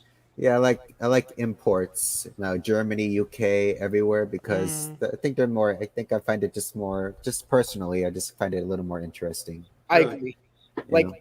Like someone like Garrett who likes an album like Stop Stop Stop, but like doesn't want to spend the extra money on the album. I say, hey, just get Stop Stop Stop. But Yeah. if you like the coolness of getting import albums, definitely get for certain. I'm also one of those weirdos who likes the U.S. version most of the time, other than like the Beatles. Yeah. Mm. With the Hollies, it's very 50. I don't want to have to spend extra money on 45s. I don't listen to 45s. Mm. that right there. I always prefer that album more than the U.S. version. The I album remember. cover's better. They Yeah, my butchered CD the album copy's cover. UK. I remember I got this one from Discogs for $40. Oh wow. Really? Mm.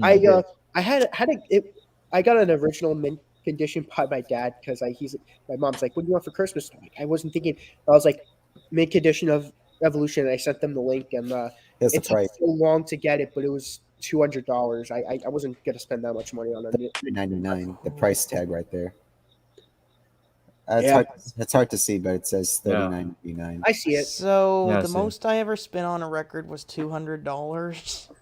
It was on a Yeah. limited edition McCartney 3 because it was a very low handwritten numbered copy, and I just thought I'll just hold on to it for 30 years, and if it's anything like the White Album, people are going to be scrambling for low numbers of this album, and in 30 years I'll make a lot of money off of it. Yeah, the highest album that I paid, the highest amount I paid for an album, which was the Beatles' White Album, the double album. That was like $270. That's the most I ever Wow. spent.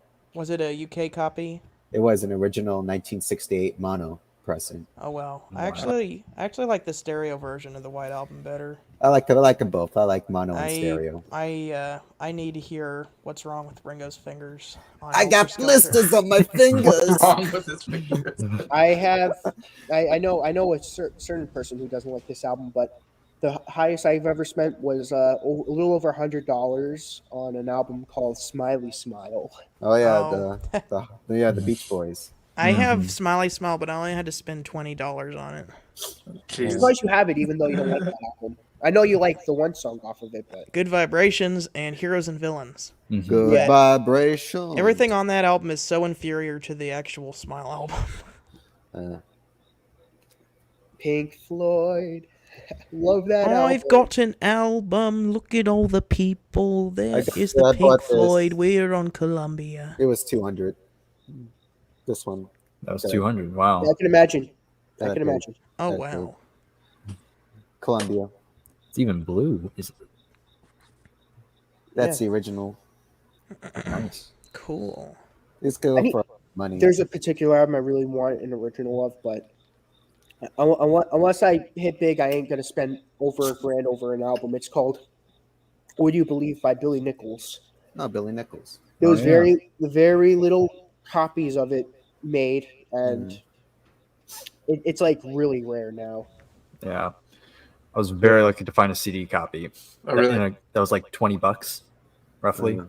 Yeah, I don't know if this. I didn't look up the CD copies, but I know. Yeah, I that- think the CD copies are also kind of rare. But I know, of course, they came out in the '90s, so they were able to get more out. But I'm not sure how Yeah. many they were made. Yeah. it had the Small Faces work with them for a little bit, Yeah. Mm-hmm. like Steve It's Marriott. supposed to be the UK Yeah. answer to Pet Sounds. Yeah. I'll be back in a minute. Okay. All right. Yeah, I'm looking forward to the Mamas and Papas series, Briar. Yes. Hey, Jason, I was curious. What you want to do another series after Simon and Garfunkel? Yeah. You have any band or duo? Not duo. You have any bands or artists you were thinking of? The Doors. Oh, that's me, That's what Garrett. I'm gonna do.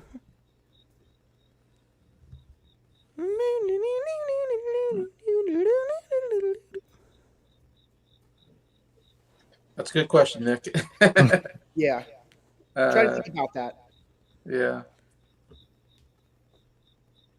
You can go Like an through artist that the. we both quite like that you think would be interesting if we did a deep dive on. Right. Might be Crosby, Stills, and Nash. Yeah. Because I know we both. There's like a big chunk of albums we both like. Yeah. Does that mean you're going to do American Dream? We would have to. Yeah, Yeah. I'm That's not technically Crosby, Stills, Nash, and young. but so is Deja Vu. So Yeah. Well, that's why I'm doing just Crosby, Stills, and Nash because I can make that exception of skipping both Oh, these so that albums. means you'll do the one with the hot dogs on the cover. Yes. Unfortunately, yes. oh, hot dog. I wonder what I just got back the other day. Felt my love's gone away. I heard the one with the hot dogs is worse than American Dream. Don't agree. Really? The worst songs on American Dream are way worse. I haven't heard it, so I'm just saying that's what I've heard. Yeah, I know. I'm not even if you did think that, I'm not going to be like, that's it, Briar. I'm kicking you out. You have that stage. You're welcome. I've been here the least. Yeah, true. Well, after what you said, that insensitive comment that doesn't go with my beliefs, I will never think of you the same again. Yeah, There it is. That album sucks. Not What is nearly that? That is hot dogs. the hot dog album. That's the name of the album? Well, Live It no, Up. it's Live It Up.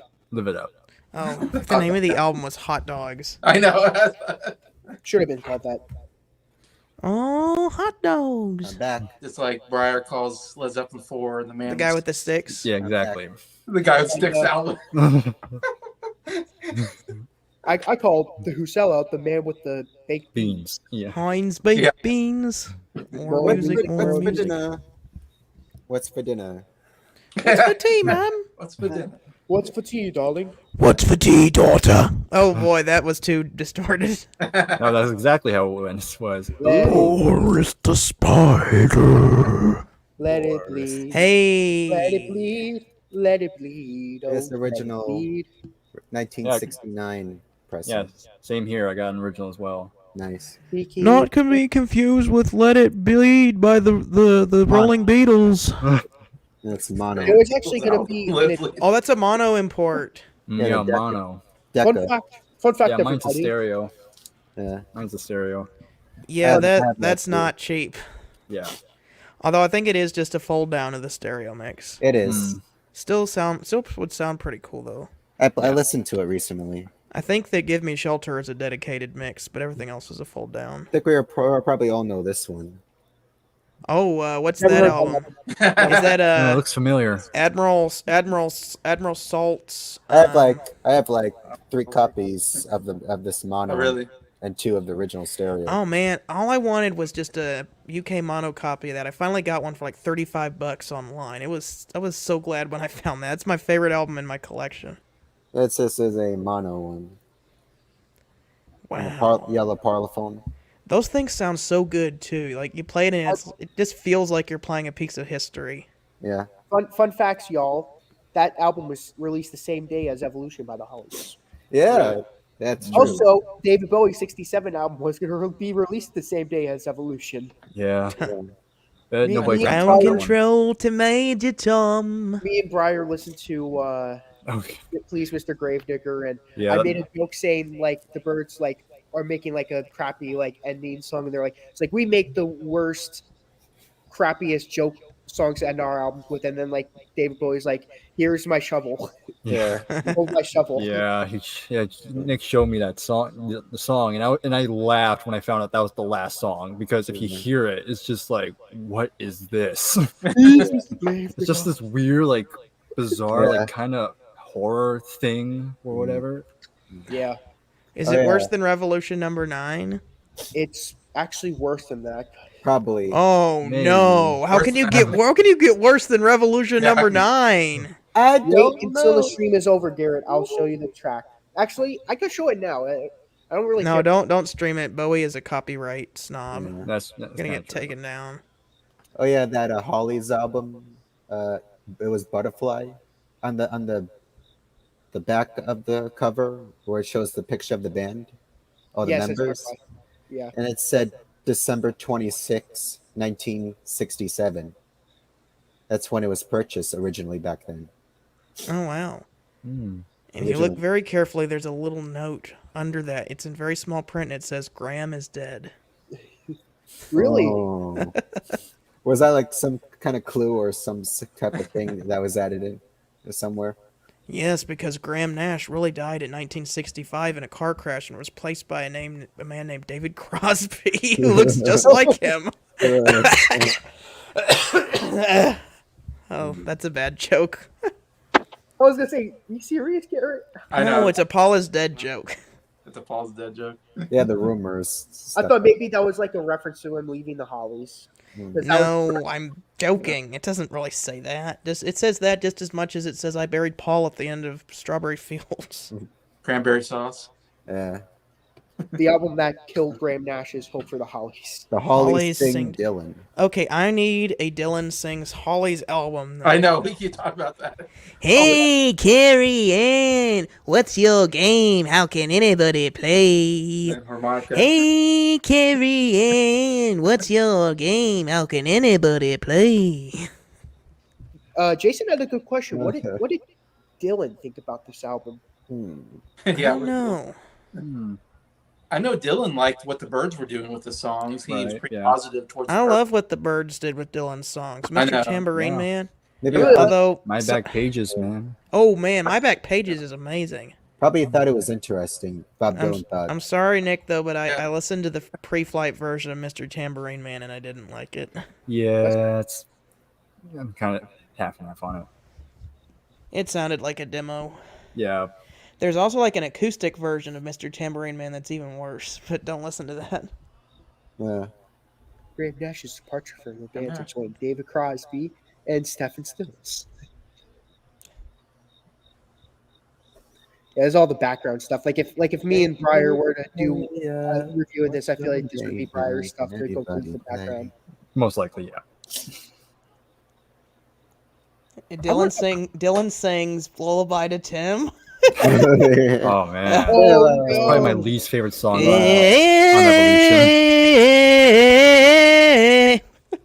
Evolution. Oh no! Oh man! Evolution by the Hollies. Evolution. Yeah, it was released June 1st, 1967. Summer of '67. Same year as this. And same day as this. Yeah, and the David Sergeant Bowie Pepper. '67 album was going to be released the same day as this. And didn't the Monkees put in an album like right before that or something like that? And Headquarters, Wow. I think. I think it was like the first Monkey album where like they actually like did their own playing and Yeah. songwriting. Yeah. Yeah. And they just totally got trounced by Sergeant Pepper's. Like Mm. It's It going to was be a like- big deal, and then it's like the nobody's biggest gonna be deal part of of all that. time. Yeah, no one's gonna came out top the and said, Beatles. yeah, they just killed anything that was coming out. Holly sing Dylan. Okay, so I made a video of Bob Dylan singing Wonderwall, Mm-hmm. and I need more ideas of what doesn't Fifth sound like Dimension. Bob Dylan. More Bob Dylan singing stuff. Yeah, but I still want to, even though it doesn't sound like Bob Dylan, it's stupid. I want to do more Bob Dylan covers because it's funny. Whenever I think of this name of the song, I'm like, damn, this song sucks. But then I'm like, oh, Foxtrot. Oh yeah. Oh, the Learjet. You know, we can have Bob Dylan sing the Learjet song. Oh man. Gonna ride the Learjet. Gonna ride the Learjet. Yeah. gonna ride the Learjet. Oh, that legit. Pretty good. Yeah, in 19, that was a '66 album, and then Yeah. like, they're like Okay, yeah, I'm sorry. I like that album. That's one of my favorite Hollies albums. Hollies. I mean, sorry, the Birds. Yeah, so many bands What with is "the" in wrong the with- title. It's hard to keep track. You know, The they should have Birds. made a band. The Birds, the Yardbirds. There should have made a band called McGuinn, Clark, and whatever the guy is from Buffalo Springfield. Oh, Fury or whatever. Yeah. The Birds. We just made the worst closing track to a good album.